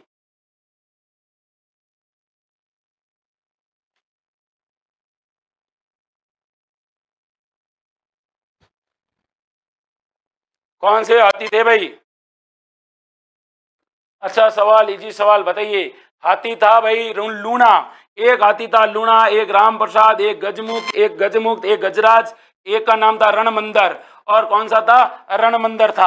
आपको पता होगा हल्दी घाटी के युद्ध में, हल्दी घाटी युद्ध में मानसिंह आए थे, और मानसिंह कौन से हाथी पर बैठे थे? अगर मानसिंह के हाथी का नाम पूछे कि मानसिंह का हाथी कौन था, तो मानसिंह का हाथी था मर्दाना। कौन सा था भाई? मर्दाना हाथी मानसिंह का था। और कहते हैं हल्दी घाटी के युद्ध को हाथियों की लड़ाई भी कहा जाता है। किसकी लड़ाई कहा जाता है? हाथियों की लड़ाई कहा जाता है, ये भी याद रखना है। और इसे क्या कहा जाता है? हाथियों की लड़ाई, या फिर इसको कहते हैं हल्दी घाटी के युद्ध को जानवरों की लड़ाई भी कहते हैं, जानवरों की लड़ाई भी कहते हैं, ये भी आपको याद रखना है। कहते हैं कि महाराणा प्रताप का जो हाथी था उनका नाम था राम प्रसाद। राम प्रसाद को मुगल होते हैं वो अपनी तरफ अंडर कंट्रोल कर देते हैं, और इसे को किसको सौंप देते हैं? अकबर को सौंप देते हैं। बाद में मुगलों ने इसको वापस ट्रेंड किया और इस राम प्रसाद का नाम बदल कर क्या कर दिया था? पीर प्रसाद कर दिया था। क्या कर दिया था? पीर प्रसाद कर दिया था। ये भी आपको पता होना चाहिए, ये भी आपको पता होना चाहिए, क्योंकि कहते हैं कि चेतक ने जब मर्दाना की सूंड पर जब पैर रखे और मानसिंह के ऊपर प्रताप ने जैसे ही हमला करने की कोशिश की, मानसिंह औहदे में छुप गया था, और जो हाथी की सूंड में लगा खंजर होता है उसे प्रताप का पैर घायल हो जाता है। और उसके बाद कहते हैं कि प्रताप नीचे गिर जाते हैं। उस समय प्रताप के राज चिन्ह पहनता है जाला विद्या, और उसके बाद प्रताप को युद्ध से बाहर ले जाया जाता है। ये तो आपको याद ही होगा। बाद में कहते हैं एक नाला पार करते समय पर करने के बाद कहते हैं कि कौन किसकी मृत्यु हो जाती है? वो मृत्यु हो जाती है चेतक की। तो फिर कहते हैं शक्ति सिंह जो प्रताप के भाई थे वो आए, और उन्होंने क्या किया? आकर इनको अपना घोड़ा दिया था। और कहते हैं चेतक की समाधि पूछ ले, बलीचा गांव राजसमंद में बनी हुई है, ये भी आपको याद रखना है। चेतक का पैर घायल हो जाता है अग्नि सिंह। वेरी गुड भाई, बहुत बढ़िया। अगला सवाल देखो और अगला सवाल का जवाब दीजिए। अच्छा सवाल है, राजस्थान की लोक नर्तकी है गुलाबो। अब गुलाबो का संबंध कौन से नृत्य से है भाई? राजस्थान की नर्तकी पूछी है गुलाबो, और गुलाबो का संबंध कौन से नृत्य से है? सोच के जवाब दीजिए भाई। 4 ऑप्शन है आपके सामने। कितने ऑप्शन है? 4 ऑप्शन है। बता दीजिए भाई कौन इसका सही आंसर दे रहा है। गजब सवाल है और इजी सवाल है, बताइए बताइए बताइए बताइए कौन इसका सही तरह से आंसर दे रहा है। फिर आपको मैं बताता हूं कि हमारे राजस्थान के अंदर एक जाति है जिसका नाम है कालबेलिया, और कालबेलिया जाति की महिला है जिसका नाम है गुलाबो। क्या नाम है? गुलाबो। गुलाबो ध्यान रखना, कालबेलिया नर्तकी है। अब देखिए गुलाबो के बारे में आपने सुना होगा। हमारे राजस्थान में एक जाति है जिसका नाम है कालबेलिया। कालबेलिया का काल का मतलब क्या होता है? काल का मतलब होता है सांप, और बेलिया का मतलब होता है दोस्त। वो जाति या वो लोग जो सांपों से दोस्ती रखते हैं उनको कहा जाता है कालबेलिया। कालबेलिया के अंदर कहते हैं कि कालबेलिया जाति के जो लोग होते हैं वो यह नृत्य करते हैं। और कालबेलिया जाति के अंदर कहते हैं एक महिला हुई थी जिनका नाम था गुलाबो, और गुलाबों ने क्या किया था? नृत्य किया था। और आपसे सवाल पूछा जाएगा कालबेलिया नृत्य संस्थान कहां पर है? कालबेलिया नृत्य संस्थान अगर पूछ ले, कालबेलिया नृत्य संस्थान या Kalbelia school of dance, Kalbelia school of dance अगर पूछे तो डापा चूक नहीं होना है। आप कहोगे कि सर जयपुर के अंदर है। कहां पर है? जयपुर के अंदर है। ये आपको याद रखना है, ये आपको क्या करना है? याद रखना है। फिर आपसे सवाल ये पूछा जाएगा कि ये जो कालबेलिया है, ये जो कालबेलिया है, इस नृत्य को 2011 में 2011 में यूनेस्को ने इस कालबेलिया नृत्य को 2011 में यूनेस्को की अमूर्त सूची में शामिल किया गया था। 2011 में अमूर्त सूची में शामिल किया गया था, ये भी आपको याद रखना है। फिर आपसे सवाल पूछा जाएगा कि कालबेलिया नृत्य है, यह कालबेलिया नृत्य या कालबेलिया जाति है राजस्थान के किस भाग में रहती है? तो राजस्थान के पश्चिमी भाग में रहती है। कालबेलिया पुरुष क्या बजाते हैं? पुरुष बजाते हैं पुंगी।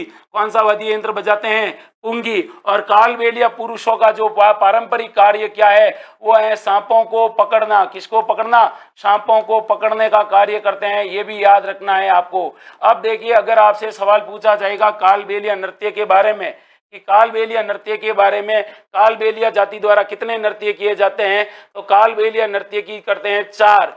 एक तो करती है बाई और एक होता है पास। तो 4 नृत्य हैं। एक है बागड़िया नृत्य, एक है बागड़िया नृत्य, एक है इडोनी नृत्य, याद रखना, एक है इडोनी नृत्य, एक का नाम है पणिहारी नृत्य, और कौन सा नृत्य है? पणिहारी नृत्य के अलावा एक है शंकरिया नृत्य। कौन सा नृत्य है? शंकरिया नृत्य है, जो किसके द्वारा किया जाता है? कालबेलिया जाति के द्वारा किया जाता है। फिर आपसे सवाल पूछा जाएगा कि अगर ये कालबेलिया जाति के द्वारा किया जाता है तो बताइए भीख मांगते समय कौन सा नृत्य किया जाता है? तो कहते हैं कालबेलिया जाति की महिलाएं क्या करती है? जब भीख मांगती है अपने परिवार का पालन पोषण करने के लिए, कालबेलिया महिलाएं जब भीख मांगने जाती हैं तो भीख मांगने जाती है, उस समय कहते हैं मनोरंजन करती है और उसके बाद उनको भीख दी जाती है। वो नृत्य कौन सा है भाई?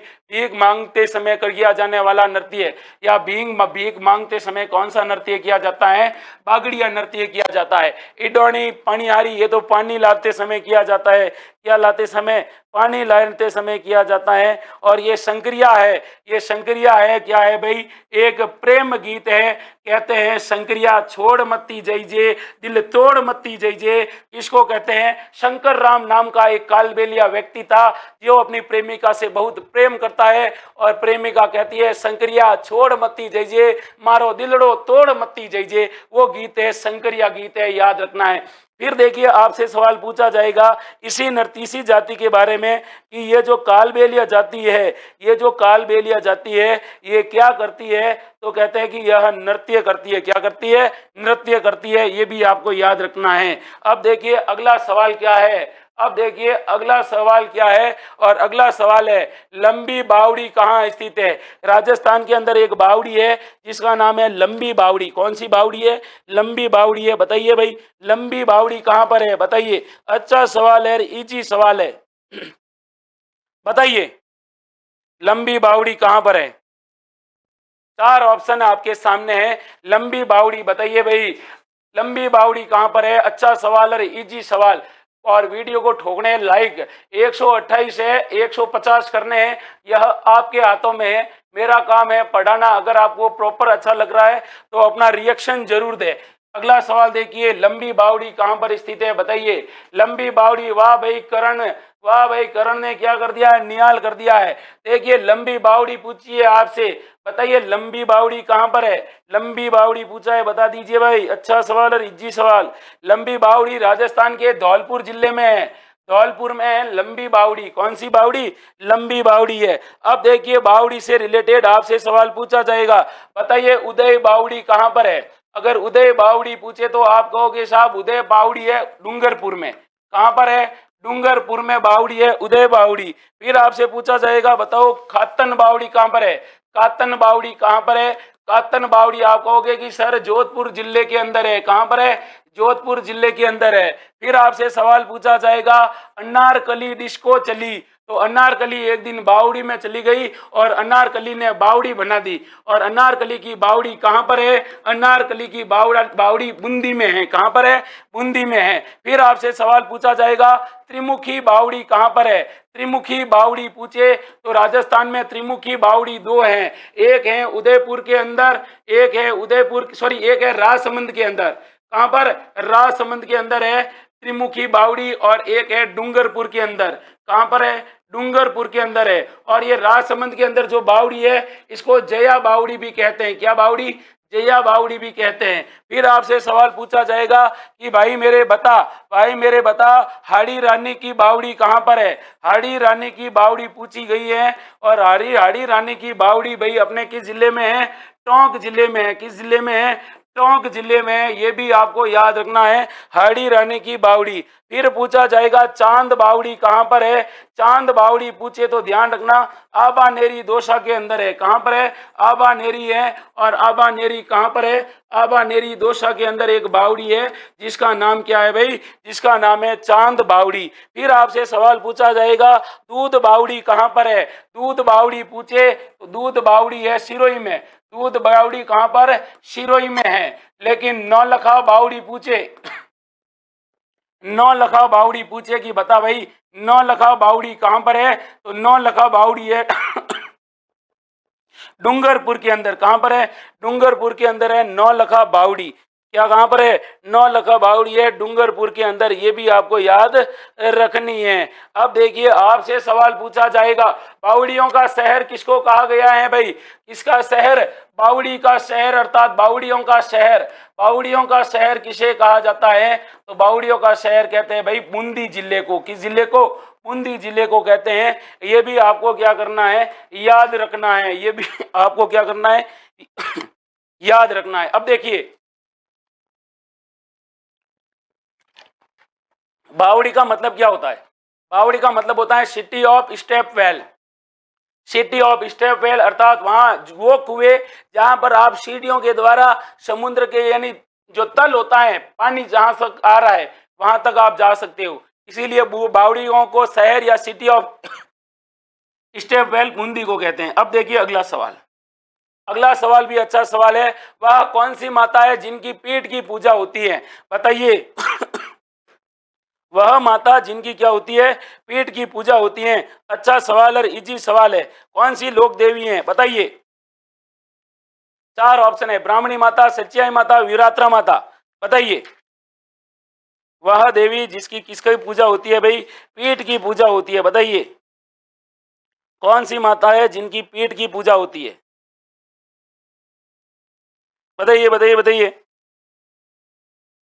पीठ की पूजा होती है, कौन सी देवी जिनकी पीठ की क्या हो रही है, पूजा हो रही है। बताइए बताइए बताइए। अच्छा सवाल और इजी सवाल। कौन बता रहा है भाई, टीना वर्मा, संदीप, मोहनलाल, पूजा, विशाल। बताओ क्या पूछा है, पीठ की पूजा कौन सी लोक देवी की हो रही है बताइए पीठ की पूजा कौन सी लोक देवी की हो रही है, वो आपको बताना है।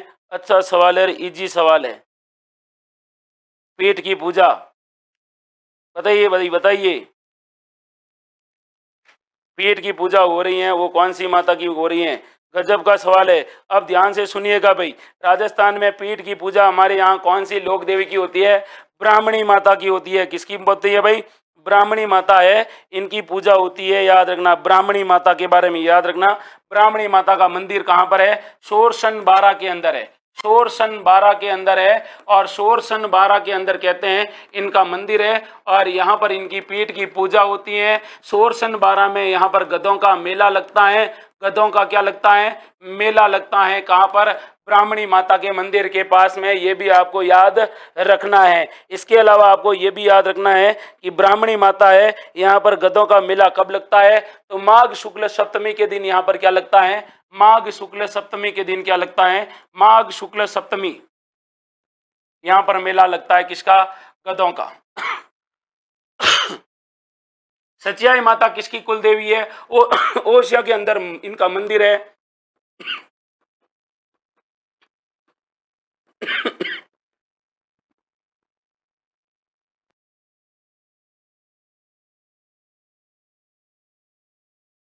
ओस वालों की कुल देवी है। वीरात्रा माता बाड़मेर में है, इनको भोपों की देवी कहते हैं। किसकी देवी, जो भोपे होते हैं ना देवी देवताओं में, उनकी देवी कहते हैं। नारायणी देवी किसकी माता है, तो यह अग्रवाल ब्राह्मणों की कुल देवी है, अर्थात अग्रवालों की क्या है, कुल देवी है। ये भी सवाल याद रखना भाई, ऐसे सवाल भी अक्सर परीक्षाओं में क्या कर लिए जाते हैं, पूछ लिए जाते हैं। क्या कर लिए जाते हैं, पूछ लिए जाते हैं। अब देखिए अगला सवाल अपनी स्क्रीन पर क्या कह रहा है। उससे पहले वीडियो को लाइक ठोकिए और 150 लाइक पूरे कर दीजिए। राजस्थान की सबसे प्राचीन विश्वसनीय ख्यात कौन सी है?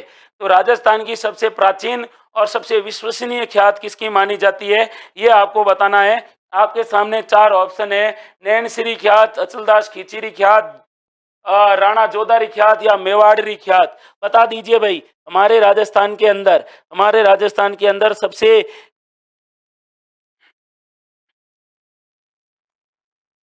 विश्वसनीय ख्यात किसकी, बताइए बताइए। विकास खींची, मनु, बताइए भाई। निर्मला कटारा, सविता, दिनेश, कंवरलाल, नाथी मीणा। बताओ बताओ बताओ, 150 में एक कम पड़ रहा है। लाइक तो बराबर ठोकने ठोकने भाई। देखिए राजस्थान में सबसे विश्वसनीय ख्यात मानी जाती है नैनसिरी ख्यात। एक व्यक्ति का नाम याद रखना जिनका नाम है मूणोत नैनसी। मूणोत नैनसी कहते हैं। जोधपुर के मारवाड़ के शासक थे जिनका नाम था जसवंत सिंह। जसवंत सिंह प्रथम के ये क्या थे, जसवंत सिंह प्रथम के ये दरबारी हुआ करते थे। और इन्होंने 2 पुस्तकें लिखी थी। एक लिखी थी पुस्तक जिसका नाम था नैनसिरी ख्यात लिखी थी। और क्या लिखी थी दूसरी पुस्तक इन्होंने दूसरी पुस्तक लिखी थी मारवाड़रा परगनारी विगत। मारवाड़रा परगनारी विगत, ये मारवाड़रा परगनारी विगत लिखी थी। ये किसने लिखी थी, मूणोत नैनसी ने लिखी थी। ये भी आपको याद रखनी है। मारवाड़रा परगनारी विगत लिखने वाले कौन थे, मूणोत नैनसी थे। अब अगला सवाल आपसे ये पूछा जा सकता है, एक व्यक्ति थे जिनका नाम क्या था, जिनका क्या नाम था भाई, मुंशी देवी प्रसाद। और मुंशी देवी प्रसाद ने कहते हैं कि मुंशी देवी प्रसाद ने नैनसी को राजस्थान का अबुल फजल कहा था। नैनसी को राजस्थान का क्या कहा था, राजस्थान का अबुल फजल कहा था। ये भी आपको याद रखना है। और राजस्थान में अगर सबसे विश्वसनीय ख्यात है तो वो किसकी ख्यात है, नैनसी की ख्यात है। याद रखना, किसकी ख्यात है, नैनसी की ख्यात है। याद रखना है, भूलना नहीं है। क्या नहीं करना है, भूलना नहीं है, नैनसी की ख्यात है। और कहते हैं मूणोत नैनसी को राजस्थान का जो ये क्या कहा जाता है, राजस्थान का गजेटियर भी कहा जाता है। राजस्थान का गजेटियर भी कहा जाता है मूणोत नैनसी को। कहते हैं जसवंत सिंह प्रथम के दरबारी थे और ये जसवंत सिंह प्रथम के दीवान थे। लेकिन कहते हैं कि कुछ लोगों को नैनसी पसंद नहीं आए और इन्होंने इनकी गलत तरीके से शिकायत की। जसवंत सिंह प्रथम ने इनको जेल में डाल दिया। और कहते हैं कि अपनी इस बेइज्जती को और अपनी इस जो बिना गलती किए हुए जेल में डालने की जो इनके ऊपर साजिश रची गई थी, इनको ये स्वीकार नहीं कर पाए और इन्होंने जेल में क्या कर दिया था, आत्महत्या कर ली, अर्थात सुसाइड कर लिया था। बिल्कुल राजस्थान का गजेटियर भी कहा जाता है। अब देखिए अगला सवाल क्या कह रहा है। अगला सवाल आपसे कह रहा है गरबा नृत्य कैसा नृत्य है। राजस्थान में अपने एक नृत्य होता है कभी कभार, ये गरबा नृत्य है, ये कैसा नृत्य है बताइए भाई। पुरुष प्रधान है, स्त्री प्रधान है, युगल प्रधान है, इनमें से कौन सा नहीं है या इनमें से कोई नहीं, बता दीजिए। राइट आंसर क्या है, गरबा कौन सा नृत्य है बताइए भाई। गरबा बताइए भाई। अच्छा सवाल है। आहत हो गए, बिल्कुल आहत हो गए थे, सुसाइड किया था। बताइए भाई गरबा नृत्य कैसा नृत्य है। दिनेश कुमार, एसीबी, आकांक्षा, बताओ भाई। नाती मीणा। देखिए भाई गरबा किस प्रकार का नृत्य है, तो देखिए गरबा किस प्रकार का नृत्य है ये आपको बताना है। कहते हैं गरबा मूल रूप से गुजरात का है। ये मूल रूप से कहाँ का है, गुजरात का है, ये तो आपको पता ही होगा। लेकिन आपसे सवाल ये पूछा गया है राजस्थान के संदर्भ में, तो देखिए यह केवल स्त्री प्रधान है। और ये स्त्री प्रधान इसलिए है, राजस्थान में एक जाति है जियाउंसी जनजाति है, गरासिया जनजाति। और इस नृत्य में कहते हैं कि केवल गरासिया जनजाति की जो महिलाएं होती हैं, क्या होती है, महिलाएं होती हैं, वही इस नृत्य में क्या लेती है, भाग लेती है। केवल महिलाएं ही इस नृत्य में भाग लेती है। स्त्री प्रधान नृत्य है गरबा, ध्यान रखना। और कहते हैं गरबा कब होता है? नवरात्रों में होता है। कब होता है? नवरात्रों में होता है, ये भी याद रखना है साहब। हमने तो क्या देखा है, महिलाओं और पुरुषों को साथ में नाचते हुए देखा है। तो भैया देखो, नृत्य की एक ऐसी शैली है जिसमें ये नहीं देखा जाता है कि पुरुष नाचेगा कि महिला नाचेगी, जिसको मन कर लेता है वो नाच लेता है। तो ये अपने स्त्री प्रधान नृत्य है, क्योंकि इसका संबंध है वो किससे है भाई? गरासिया जनजाति से है, याद रखना है आपको। नवरात्रों में किए जाते हैं। बाकी गुजरात के अंदर है, अपने राजस्थान के संदर्भ में पूछा सवाल है तो इसको सही माना गया सवाल है। क्या माना गया है? सही माना गया सवाल है। ये पूर्व में अब कहते हैं बीएसटीसी के अंदर ये सवाल पूछा था और इन्होंने इसको स्त्री प्रधान माना था। इसको पूछा कारण बताओ, तो उन्होंने कहा ये प्रमाण है और ये कारण है। अब देखिए, हाँ वही दया बहन, जेठालाल वाली दया बहन याद है आपको?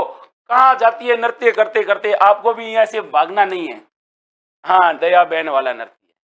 धराड़ी क्या है बताइए? सवाल आपसे पूछा है धराड़ी क्या है बताइए। 4 ऑप्शन है आपके सामने।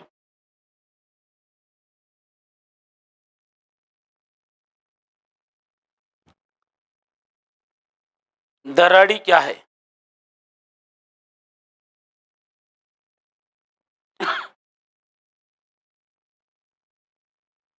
धराड़ी बताइए क्या है?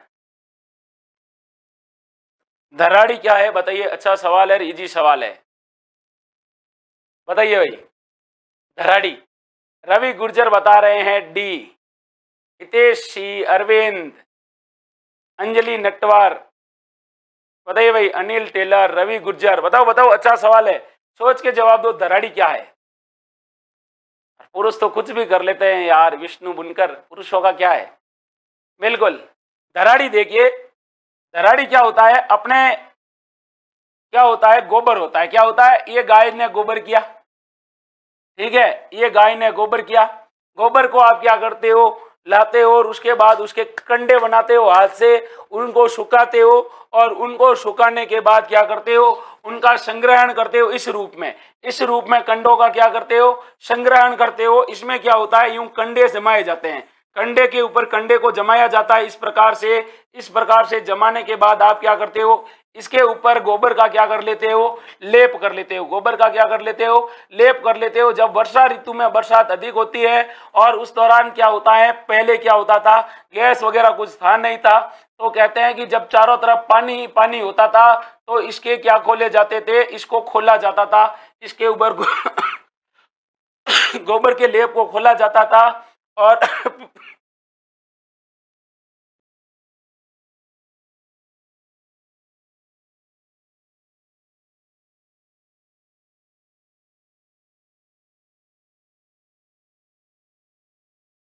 कंडों को खोला जाता था और उसके बाद इनका किया जाता था। सरकंडों का संग्रहण की व्यवस्था है, क्या ध्यान रखना, क्या है? इसको गांव में कहते हैं, पश्चिमी राजस्थान में पिंडारा। क्या कहते हैं? पिंडारा कहते हैं पश्चिमी राजस्थान में। पूर्वी राजस्थान में इसको कहा जाता है धराड़ी। क्या कहा जाता है? धराड़ी कहा जाता है। ये आपको याद रखना होगा। तो हमारे घर के अंदर जो बहनें होती है, जो भाभियां होती है, माताएं होती है, सुबह सुबह गाय का गोबर उठाने के बाद 10-11 बजे ऐसा करती है वो।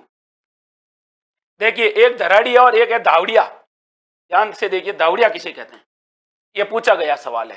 तो देखिए, धावड़ी अलग है और धावड़िया अलग है। धावड़िया उन लुटेरों को कहा जाता है। किनको कहा जाता है? लुटेरों को कहा जाता है, जो क्या किसको लूटते थे? प्राचीन काल में व्यापारियों के जो काफिला होता था, व्यापारियों का काफिला, और व्यापारियों का काफिला को लूटने वाले क्या क्या कहलाते थे? धावड़िया। धावड़िया कहलाते थे। क्या कहलाते थे?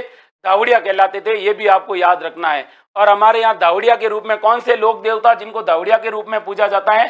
डूंग जी और जवाहर जी। डूंग जी और जवाहर जी, ये भी आपको याद रखना है। इनको धावड़िया के रूप में क्या किया जाता है?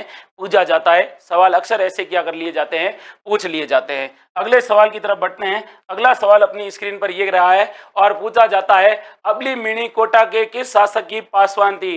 एक महिला थी जिसका नाम था अबली मिणी, और अबली मिणी कोटा के किस शासक की पासवान थी? बताइए भाई। राव महाराव मुकुंद सिंह, महाराजा अजीत सिंह, महाराणा केसर सिंह, महाराजा भोपाल सिंह। तो बताइए भाई, अबली मिणी किसकी प्रेमिका थी? सोच के जवाब दीजिए भाई। अबली मिनी किसकी प्रेमिका थी बताइए। अबली मिनी किसकी प्रेमिका थी बताइए, सोच के बताइए भाई। अबली मिनी किसकी प्रेमिका थी बताइए। अच्छा सवाल और इजी सवाल है, और ऐसे सवालों को मेरे हिसाब से छोड़ना नहीं चाहिए परीक्षाओं में। अबली मिनी किसकी प्रेमिका थी बताइए। अबली मिनी किसकी प्रेमिका थी, चार ऑप्शन आपके सामने हैं। अबली मिनी किसकी प्रेमिका थी बताइए। पूछा किसका है, अबली मिनी का पूछा है, और पूछा है कि प्रेमिका किसकी थी। अब मैं बताऊं इसके बारे में। परू चौधरी, चंदाराम बता रहे हैं कि अबली मिनी कौन थी। बिल्कुल अपने अपने हिसाब से सब फेंक रहे हैं। अब देखिए अबली मिनी के बारे में मैं आपको बताता हूं। कोटा के शासक थे जिनका नाम था मुकुंद सिंह। मुकुंद सिंह एक बार शिकार करने के लिए गए थे जंगल में, और जंगल में जाते हैं तो ये अपने साथियों के साथ जाते हैं, लेकिन जंगल में खो जाते हैं। प्यास लगती है और पानी की तलाश में इधर उधर जाते हैं, तो कहते हैं कि वहां पर एक सुंदर कन्या दिखी जो पानी भर रही थी, और उसको देखा और उन्होंने कहा कि जंगल में और अकेली महिला, हाउ इज दिस पॉसिबल। यह सोचकर उन्होंने कहते हैं कि उस कन्या का पीछा किया। उसी समय वो देखते हैं कि अबली मिनी थी, रूपवती थी, सुंदर थी, और उसी समय दो बैल आपस में ठोकीज रहे थे, लड़ रहे थे, और अबली मिनी ने इन दोनों बैलों के शिंगों को पकड़कर दोनों को अलग किया। राजा इंप्रेस हुए, वाह यार, एक तो ब्यूटीफुल है और दूसरी पावरफुल है, तो इन्होंने कहा अब इससे तो शादी करके रहूंगा। तो इन्होंने अबली मिनी को जाकर कहा, मुकुंद सिंह ने कहा रुको, और रुकने के बाद पूछा क्या नाम है तुम्हारा। पूछा मेरा नाम अबली मिनी है। क्या नाम है तुम्हारे पति का। उन्होंने कहा कि पति काहे का, अभी तक तो शादी भी नहीं हुई है। तो अच्छा शादी नहीं हुई है तुम्हारी, बड़ा खुश हुआ मुकुंद सिंह। उन्होंने कहा अच्छी बात है शादी नहीं हुई। कि अच्छी क्या बात है, शादी नहीं हुई और अच्छी बात है। और अब इन्होंने मुकुंद सिंह ने कह दिया, धीमे से कहा कैसी हो अच्छी हो। बात करने के बाद धीमे से पूछा विल यू मैरी मी। तो कहते हैं अबली मिनी ने कहा ए भाई कौन तू है और कौन मैरी मी कर रहा है, बता तू पहले तो है कौन। उन्होंने कहा मैं कौन हूं, मुझे नहीं जानती है। कि नहीं जानती हूँ, जंगल में खूब बातें तेरे जैसे। कहा कि मैं कोटा का शासक महाराव मुकुंद सिंह हूँ, मुकुंद सिंह हड़ा। अच्छा फिर उन्होंने क्या करी, शादी की। और कहते हैं कि अबली मिनी ने शादी इस शर्त पर की कि मुकुंद सिंह जी शादी तो आपसे कर लूंगी, लेकिन आपके साथ कोटा के महलों में नहीं रहूंगी। तो कहा क्या करना है तेरे लिए। तो कहा कि ये मुकुंदरा की पहाड़ियां हैं, इन मुकुंदरा की पहाड़ियों पर आप मेरे लिए महल बनाओ। तो कहते हैं कि मुकुंद सिंह ने मुकुंदरा की पहाड़ियों पर अबली मिनी के लिए क्या बनाया, महल बनाया था, जिसे अबली मिनी का महल कहा जाता है। और इसे राजस्थान का दूसरा ताजमहल, राजस्थान का दूसरा ताजमहल कहा जाता है। इसके अलावा ध्यान रखना, दूसरा तो ताजमहल, इसके अलावा इसे क्या कहा जाता है, हाड़ौती का ताजमहल कहा जाता है। हाड़ौती का भी क्या कहा जाता है, ताजमहल कहा जाता है। इसके अलावा ध्यान रखना है आपको कि अबली मिनी के पति मुकुंद सिंह खींची थोड़े दिन ही जीते हैं, क्योंकि 1658 में धर्मत के युद्ध में जाते हैं। कौन से युद्ध में, शाहजहां के दो टावर थे, उन टावरों के बीच में उत्तराधिकार का युद्ध हुआ, और 1658 में धर्मत के युद्ध में जाते हैं, और दारा शिकोह के पक्ष में लड़ते हुए क्या हो जाते हैं, दारा शिकोह के पक्ष में लड़ते हुए वीर गति को प्राप्त हो जाते हैं। मुकुंद सिंह कौन हो जाते हैं भाई, मुकुंद सिंह। ये भी आपको याद रखना है, ये भी आपको याद रखना है। अबली मिनी के महल को राजस्थान का दूसरा ताजमहल, हाड़ौती का ताजमहल, मुकुंद सिंह ने इनसे शादी की थी, और मुकुंद सिंह धर्मत के युद्ध में दारा शिकोह के पक्ष में लड़ते हुए वीर गति को प्राप्त हुए थे। अब अगला सवाल देखो, तलवाड़ा स्थान की मान्यता, तलवाड़ा स्थान की मान्यता प्राप्त कुल देवी हैं बताइए भाई। सवाल पूछा है तलवाड़ा का, और तलवाड़ा के अंदर कौन सी माता है वो आपको बतानी है। बताइए, अच्छा सवाल है, इजी सवाल है। बताइए तलवाड़ा के अंदर कौन सी माता है। तलवाड़ा कौन सा पूछा है भाई, तलवाड़ा के अंदर कौन सी माता है, सोच के जवाब दीजिए भाई। कौन सी मान्यता, कौन सी माता की मान्यता है। अच्छा सवाल है, इजी सवाल है, बताइए।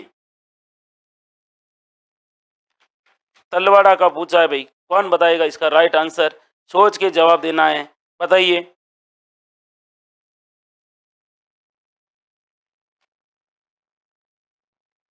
तलवाड़ा माता का पूछा है, अच्छा सवाल है, और सोच के जवाब दीजिए। तलवाड़ा के अंदर कौन सी माता है?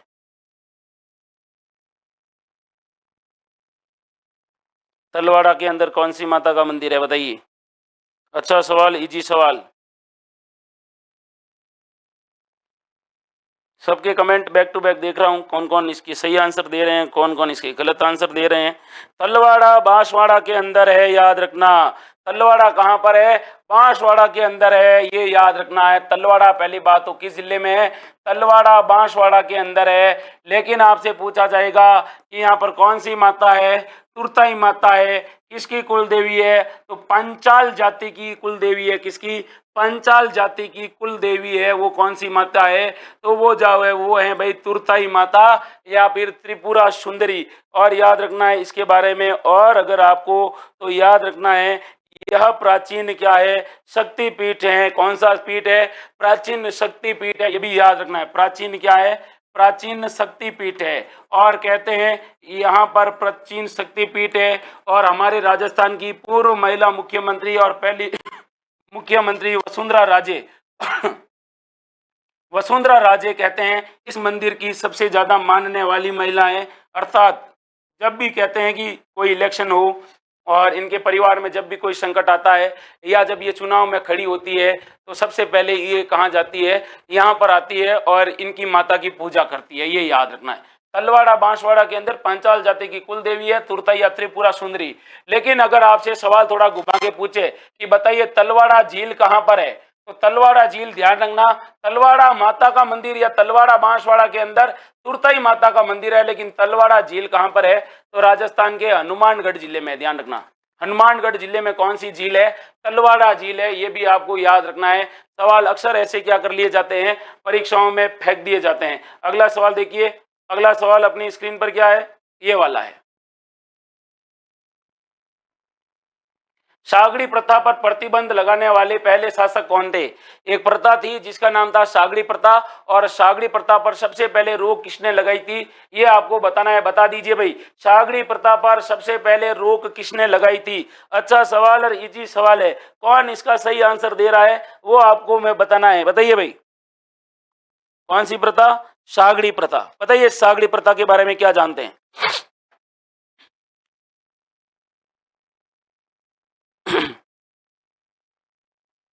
सागड़ी प्रथा पर सबसे पहले रोक किसके समय लगाई थी? तो देखिए सागड़ी प्रथा पर सबसे पहले रोक किसके समय लगी थी भाई? बताइए बताइए बताइए।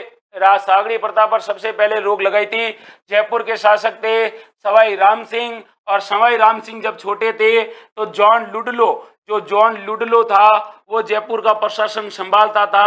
और इन्होंने सर्वप्रथम किस प्रथा पर रोक लगाई थी? सागड़ी प्रथा पर रोक लगाई थी। सागड़ी प्रथा पर क्या लगाई? रोक लगाई थी। अब सागड़ी प्रथा होती क्या है? तो इसे कहा जाता है बंधुआ मजदूरी। क्या कहा जाता है? बंधुआ मजदूरी कहा जाता है। और इसको क्या कहते हैं? सागड़ी प्रथा को बेगार प्रथा कहा जाता है, बेगार प्रथा कहा जाता है। और इस पर रोक लगाने वाली पहली रियासत कौन सी थी? जयपुर रियासत थी। लेकिन आपसे सवाल पूछा जाएगा सागड़ी निवारण अधिनियम, सागड़ी निवारण अधिनियम है ये कब पारित किया गया था? तो सागड़ी निवारण अधिनियम है ये पारित किया गया था 1961 में। 1961 में सरकार ने सागड़ी निवारण अधिनियम पारित करके कहते हैं हाली प्रथा, सागड़ी प्रथा और बंधुआ मजदूरी पर क्या लगा दी थी? रोक लगा दी थी। क्या लगा दी थी भाई? रोक लगा दी थी। ये भी आपको याद रखना है, ये भी आपको क्या करना है? याद रखना है कि यह एक प्रकार की बंधुआ मजदूरी है, बेगार प्रथा है, याद रखना है आपको। अगला सवाल देखिए, अगला सवाल भी इजी सवाल है, अच्छा सवाल है। और देखिए क्या सवाल है स्क्रीन पर। सवाल ये है कि बताइए राजस्थान में सबसे पुराना सीमेंट का कारखाना कौन सा है? राजस्थान में सीमेंट का सबसे पुराना कारखाना कौन सा है वो आपको बताना है, बताइए भाई। राजस्थान में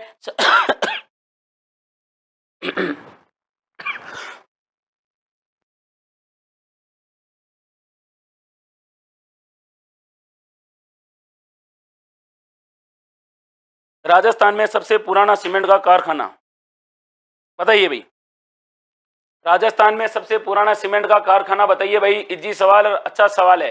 महेश डामोर, पंकज सुतार, राज धौला, भुवनेश मीणा, हितेश यदुवंशी, रवि गुर्जर, रंजन संगीता, विशाल, सरोज, शिवराज, रंजन, शुक्राम, बताओ भाई, बताइए भाई। तारा,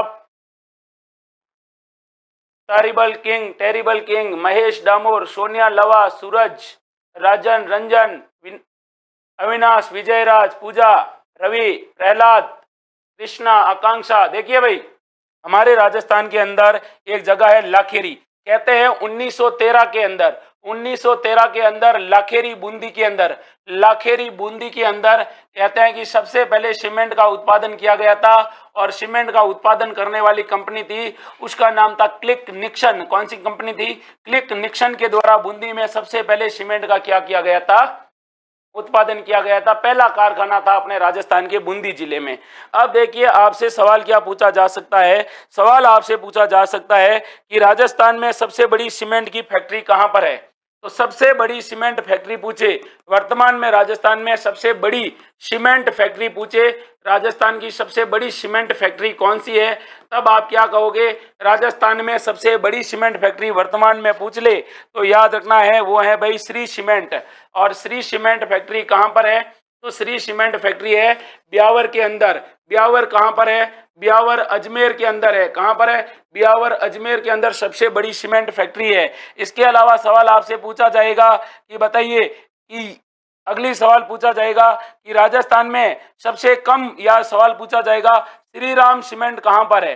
श्रीराम सीमेंट कारखाना कहां पर है? तो श्रीराम सीमेंट कारखाना कोटा के अंदर है। कहां पर है? कोटा के अंदर है। फिर आपसे सवाल पूछा जाएगा, बताइए जेके वाइट या फिर जेके सीमेंट, जेके वाइट सीमेंट कहां पर है? तो जेके वाइट सीमेंट है वो कहां पर है भाई? दो जगह पर है। एक तो है खारिया खंगार जोधपुर के अंदर, खारिया खंगार है वो कहां पर? जोधपुर के अंदर है। और एक और जगह है जो कहां पर है? नागौर के अंदर है। कहां पर है? नागौर के अंदर है। याद रखना, नागौर के अंदर है गोटन, और गोटन के अंदर भी सफेद सीमेंट का क्या हो रहा है? उत्पादन हो रहा है। याद रखना, और ये जो है वो सीमेंट की क्या है? फैक्ट्रियां हैं। अब देखिए अगला सवाल क्या है, और अगला सवाल अपनी स्क्रीन पर है ये वाला, बताइए लोक देवी जीण माता का मंदिर कहां पर स्थित है? एक लोक देवी है जिनका नाम है जीण माता। जीण माता का मंदिर कहां पर स्थित है वो आपको बताना है। बताइए भाई, कौन बता रहा है? राजस्थान में जीण माता का मंदिर कहां पर है? चार ऑप्शन आपके सामने है, जालोर, बिलाड़ा, सीकर और करौली। कौन बताएगा राजस्थान में जीण माता का मंदिर कहां पर स्थित है? बताइए भाई। जीण माता का मंदिर पूछा है भाई, बताइए कहां पर है?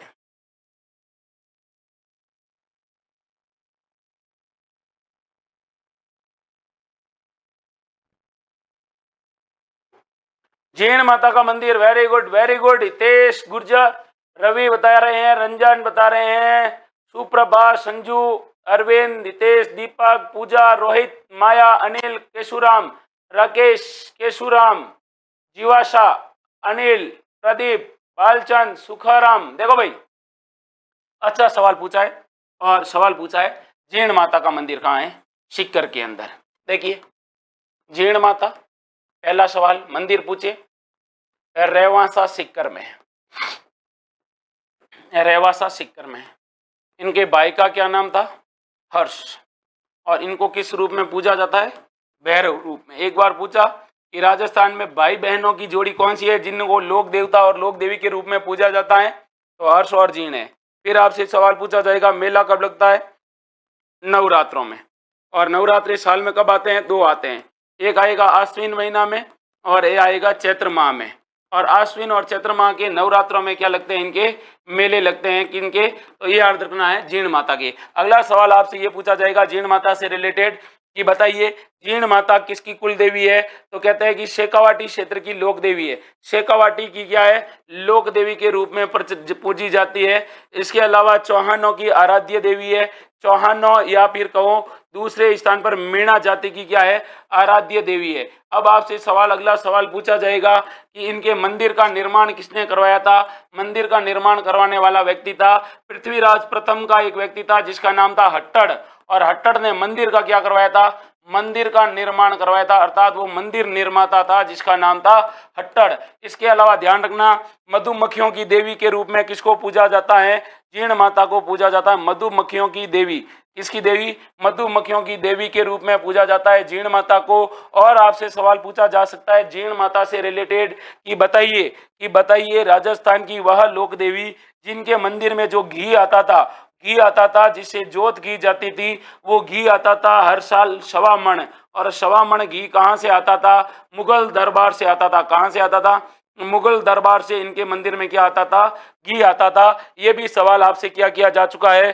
पूछा जा चुका है, याद रखना, पूछा जा चुका है। अब देखिए अगला सवाल देखते हैं, और अगला सवाल अपनी स्क्रीन पर क्या कह रहा है? अगला सवाल आपसे ये कह रहा है कि बताइए राजस्थान के कौन से जिले में कोई भी नदी नहीं बहती है? तो राजस्थान के वे जिले जिनमें कोई नदी नहीं बहती है, बता दीजिए भाई कौन सा जिला है?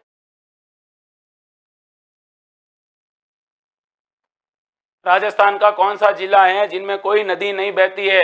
अगर उनको नदी देखनी है तो दूसरे जिलों में जाएंगे, बताइए भाई। विष्णु बुनकर, अनिल टेलर, पूजा मीणा, बताइए भाई। चंपालाल नीनामा, मोहनलाल सरपोटा, बताइए भाई। नरेश नामा, हितेश यदुवंशी, बता दीजिए भाई राजस्थान के इनमें से कौन से जिलों में एक भी नदी नहीं है? बिल्कुल बिल्कुल, कितना शॉर्टकट। राजस्थान के 2 जिले हैं बीकानेर और चूरू। बीकानेर और चूरू में कोई भी नदी नहीं है, याद रखना। और बीकानेर और चूरू में कोई नदी नहीं है, लेकिन ध्यान रखना बीकानेर के अंदर झील पूछे तो बीकानेर के अंदर है कोलायत झील। बीकानेर के अंदर कौन सी झील है? कोलायत झील है, याद रखना। और चूरू के अंदर कौन सी झील है?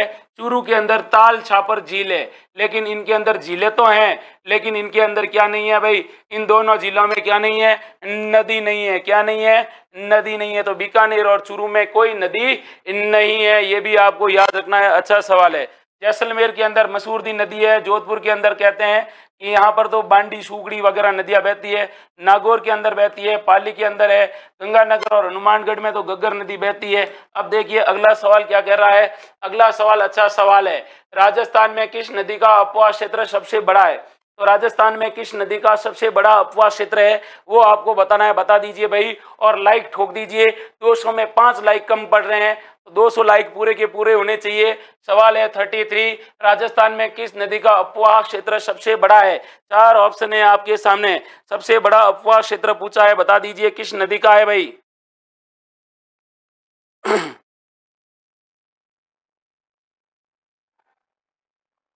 बताइए बताइए बताइए, राजस्थान का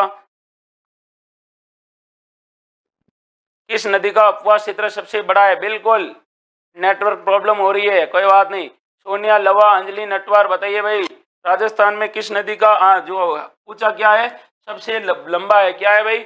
सबसे बड़ा अपवाह तंत्र है चंबल नदी का। किसका है भाई? चंबल नदी का अपवाह तंत्र सबसे लंबा है। चंबल नदी की लंबाई 1051 किलोमीटर है। कितनी है? 1051 किलोमीटर है, जिसकी क्या है भाई सबसे लंबा क्या है? अपवाह तंत्र है। क्या है? अपवाह तंत्र है, याद रखना है। लेकिन अगर सवाल ये पूछे पूर्ण बहाव से, पूर्णतः राजस्थान में बहने वाली नदी और बहने वाली नदी जिसका क्या है भाई सबसे ज्यादा क्या है अपवाह क्षेत्र है, तो वो कौन सी है भाई? वो है बनास। कौन सी है? बनास, जो पूर्णतः राजस्थान में बहती है। अगर ये पूछ ले तो फिर आपसे अगला सवाल अगर पूछ ले कि बताइए राजस्थान में आंतरिक प्रवाह की सबसे लंबी नदी, आंतरिक प्रवाह की सबसे लंबी पूछे राजस्थान में आंतरिक प्रवाह की सबसे लंबी नदी, तो आंतरिक प्रवाह की सबसे लंबी नदी है घग्गर। क्या कौन सी नदी है? घग्गर। लेकिन सवाल ये पूछ ले कि वह नदी जिसका उद्गम राजस्थान में उद्गम होता है, राजस्थान में क्या हो रहा है? उद्गम हो रहा है। राजस्थान में उसका उद्गम हो रहा है और उसका प्रवाह सबसे ज्यादा है। राजस्थान में उद्गम हो रहा है और उसका अपवाह सबसे ज्यादा है, और आंतरिक अपवाह सबसे ज्यादा है। कौन सा? आंतरिक अपवाह तंत्र सबसे ज्यादा है। तो आंतरिक अपवाह तंत्र पूछे तो वो नदी आप क्या करोगे? वो नदी आप करोगे सर, वो करोगे आप कांतली। कौन सी करोगे? कांतली, क्योंकि कांतली का उद्गम राजस्थान में हो रहा है। और राजस्थान में उद्गम होने वाली सबसे लंबी नदी जो आंतरिक अपवाह तंत्र की है वो कौन सी है? कांतली। और पश्चिमी राजस्थान में सबसे लंबी, पश्चिमी राजस्थान में आंतरिक अपवाह तंत्र की या पश्चिमी राजस्थान की सबसे लंबी नदी, पश्चिमी राजस्थान की सबसे लंबी नदी पूछे तो पश्चिमी राजस्थान की सबसे लंबी नदी है भाई लूणी। कौन सी है? लूणी। राजस्थान में एक तो लूणी नदी है जो 6 जिलों में बहती है, एक बनास नदी है जो 6 जिलों में बहती है, एक चंबल नदी है जो 6 जिलों में बहती है, बाकी कोई नदी नहीं है जो 6 जिलों में बहती है। याद रखना है आपको, 6 जिलों में बहने वाली केवल 3 नदियां हैं, ये भी आपको याद रखना है, ये भी आपको क्या करना है? याद रखना है। अब देखिए अगला सवाल क्या है, और अगला सवाल ये है, अगर आप इस वीडियो में पहली बार आए तो वीडियो को लाइक ठोक दीजिए। प्रसिद्ध मीनाकारी थेवा कला का संबंध कहां से है? तो एक मीनाकारी है जिसका नाम है थेवा कला, और थेवा कला का संबंध बताना है आपको। बता दीजिए भाई थेवा कला का संबंध कहां से है? अच्छा सवाल है, इजी सवाल है, बताइए थेवा कला का संबंध कहां से है? अच्छा सवाल है, इजी सवाल है, बताइए।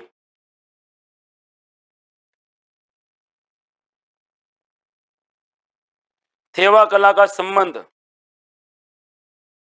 कहां से है?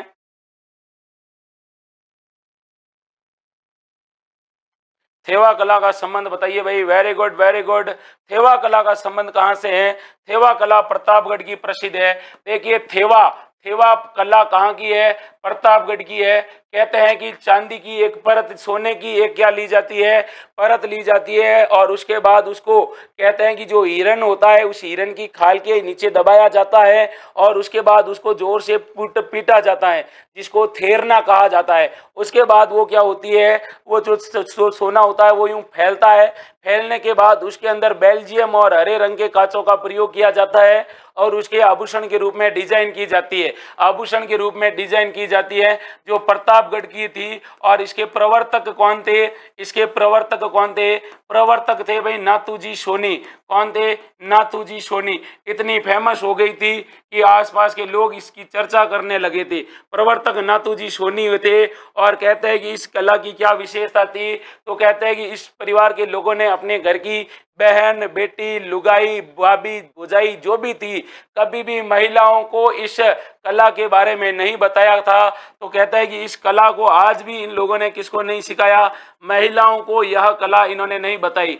महिलाओं को यह कला इन्होंने नहीं बताई। यह नहीं बताने का कारण क्या? ने यह कला नहीं बताई। तो क्यों नहीं बताई? तो इसका कारण ये था कि इन्होंने कहा कि हम इस कला को सीक्रेट रखेंगे, केवल पुरुषों को ही क्या करेंगे? यह कला सिखाएंगे। और कहते हैं इस कला को 2014 में जीआई टैग दिया जा चुका है। कौन सा टैग? जीआई टैग, भौगोलिक सूचकांक दिया जा चुका है। और वर्तमान में इसके प्रसिद्ध कलाकार है महेश राज सोनी। कौन से सोनी? महेश राज सोनी है। इसके अलावा इस कला के और भी कलाकार हैं, जिनमें है राजेंद्र कुमार सोनी और गिरीश सोनी। तो राजेंद्र सोनी और राजेंद्र सोनी के साथ साथ कौन है भाई? गिरीश सोनी। और गिरीश सोनी भी क्या है? इस कला के क्या है? प्रसिद्ध कलाकार है। क्या है भाई? इस कला के क्या है? पूर्व कलाकार है। कहते हैं कि यह लगभग 500 साल पुरानी है, एक प्रकार की हस्तकला है। भारत का एकमात्र परिवार ऐसा है जो इस कला को अपनी बिदड़ियों को और अपनी घर की महिलाओं को नहीं सीखने देता है, और न ही इनकी सीक्रेट बताता है, ताकि वो दूसरे को नहीं बता सके। कहते हैं कि थेवा कला के 8 पुरुष है। सोनी जी परिवार के 8 पुरुषों को राष्ट्रपति पुरस्कार मिल चुका है। राष्ट्रपति पुरस्कार एक परिवार के 8 लोगों को राष्ट्रपति पुरस्कार एक ही कला में मिला है, तो वो थेवा कला में मिला है। एकमात्र ऐसी कला है, ध्यान रखना है आपको। अब देखिए अगला सवाल क्या है, और अगला सवाल क्या है ये देखिए। अच्छा सवाल है, इजी सवाल है। राजस्थान में सर्वप्रथम प्रकाशित साप्ताहिक समाचार पत्र कौन सा था? तो राजस्थान में वास्तविक सवाल पूछा है कि राजस्थान में प्रकाशित सर्वप्रथम साप्ताहिक अखबार कौन सा था, ये आपको बताना है। सोच के जवाब दीजिए भाई, कौन सा अखबार था जो साप्ताहिक अखबार था? अच्छा सवाल है, इजी सवाल है, बता दीजिए भाई।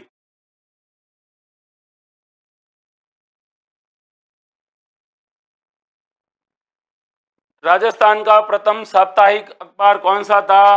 राजस्थान का प्रथम साप्ताहिक अखबार कौन सा था, बताइए भाई। राजस्थान का प्रथम साप्ताहिक अखबार पूछा है।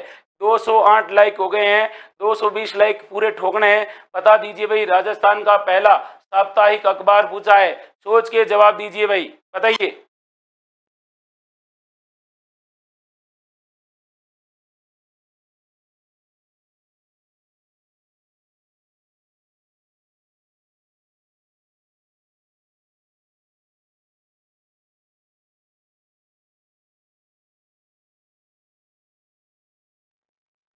बताइए भाई, राजस्थान का प्रथम साप्ताहिक अखबार पूछा है, कौन सा अखबार था?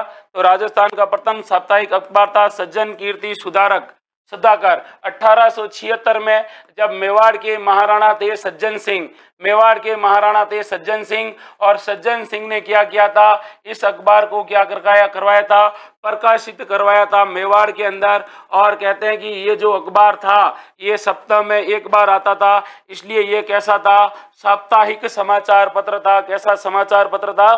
साप्ताहिक समाचार पत्र था।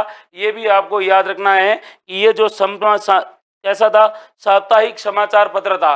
बाकी देखिए तरुण राजस्थान है, तरुण राजस्थान है, ये तो राजस्थान सेवा संघ के द्वारा, राजस्थान सेवा संघ के द्वारा 1919 में क्या किया गया था, चलाया गया था।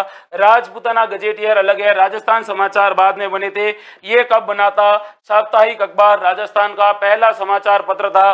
अगला सवाल देखिए, और अगला सवाल अपनी स्क्रीन पर क्या कह रहा है? अगला सवाल ये कह रहा है कि राज्य में उर्वरक बनाने का प्रमुख कारखाना चंबल फर्टिलाइजर्स लिमिटेड कहाँ है? तो राजस्थान के अंदर क्या बना रहा है भाई? उर्वरक बना रहा है, खाद बनाने वाला एक क्या है भाई? खाद बनाने वाला एक कारखाना है, जिसका क्या नाम है भाई? जिसका नाम है चंबल फर्टिलाइजर्स। बताइए कहां पर है?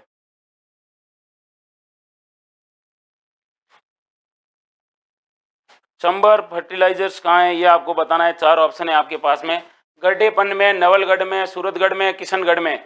बताइए भाई चंबल फर्टिलाइजर्स कहाँ पर है? Very good, Chambal fertilisers.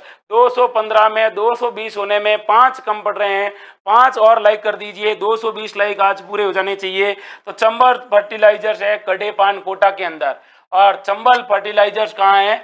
गड्ढेपान Kota के अंदर है, याद रखना, चंबल फर्टिलाइजर्स। और चंबल फर्टिलाइजर्स में कहते हैं यहाँ पर क्या बनता है भाई? फर्टिलाइजर्स अर्थात उर्वरक बनता है। क्या बनता है? उर्वरक, यानी जो खाद होता है अपने खेतों में डालने वाला, वो बनता है। इसके अलावा ध्यान रखना कि जो ये कबूतर होते हैं, कबूतर की जो बीटें होती है, इन कबूतर की बीटों से भी क्या किया जाता है? यहाँ पर खाद बनाया जाता है।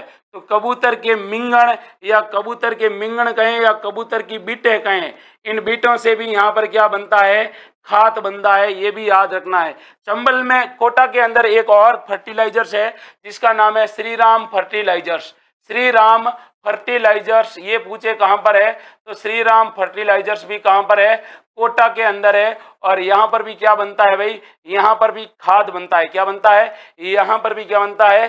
खाद बनता है। आपको ऐसे सवाल याद रखने होंगे, क्योंकि अक्सर ऐसे सवाल परीक्षाओं में पूछ लिए जाते हैं। क्या कर लिए जाते हैं?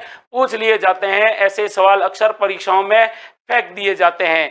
तो अगर आप देखिए वनपाल, वन रक्षक, एलडीसी, एसएससी, एसआई, आरएस, समस्त हर प्रकार की तैयारी कर रहे हैं, तो तक्षशिला एकेडमी जोधपुर का जो मोबाइल ऐप है उसको डाउनलोड कीजिए और नाम मात्र के फीस में अपनी तैयारी को और बेटर कीजिए, क्योंकि यहाँ पर आपको राजस्थान के सबसे लोकप्रिय और सर्वश्रेष्ठ टीचर जो बिना गलती के आपको पढ़ाएंगे। और इसी तरह से अगर आप टेस्ट सीरीज ज्वाइन करना चाहते हैं तो टेस्ट सीरीज भी ज्वाइन कर लीजिए। लेकर आ रहे हैं कल फिर एक नए प्रश्नों की सीरीज, नए जोश, नए जुनून और नए अंदाज के साथ नए नए प्रश्नों की सीरीज। तो जुड़े रहिए तक्षशिला एकेडमी जोधपुर के यूट्यूब चैनल और मोबाइल ऐप से। तब तक के लिए आप सबको जय हिंद।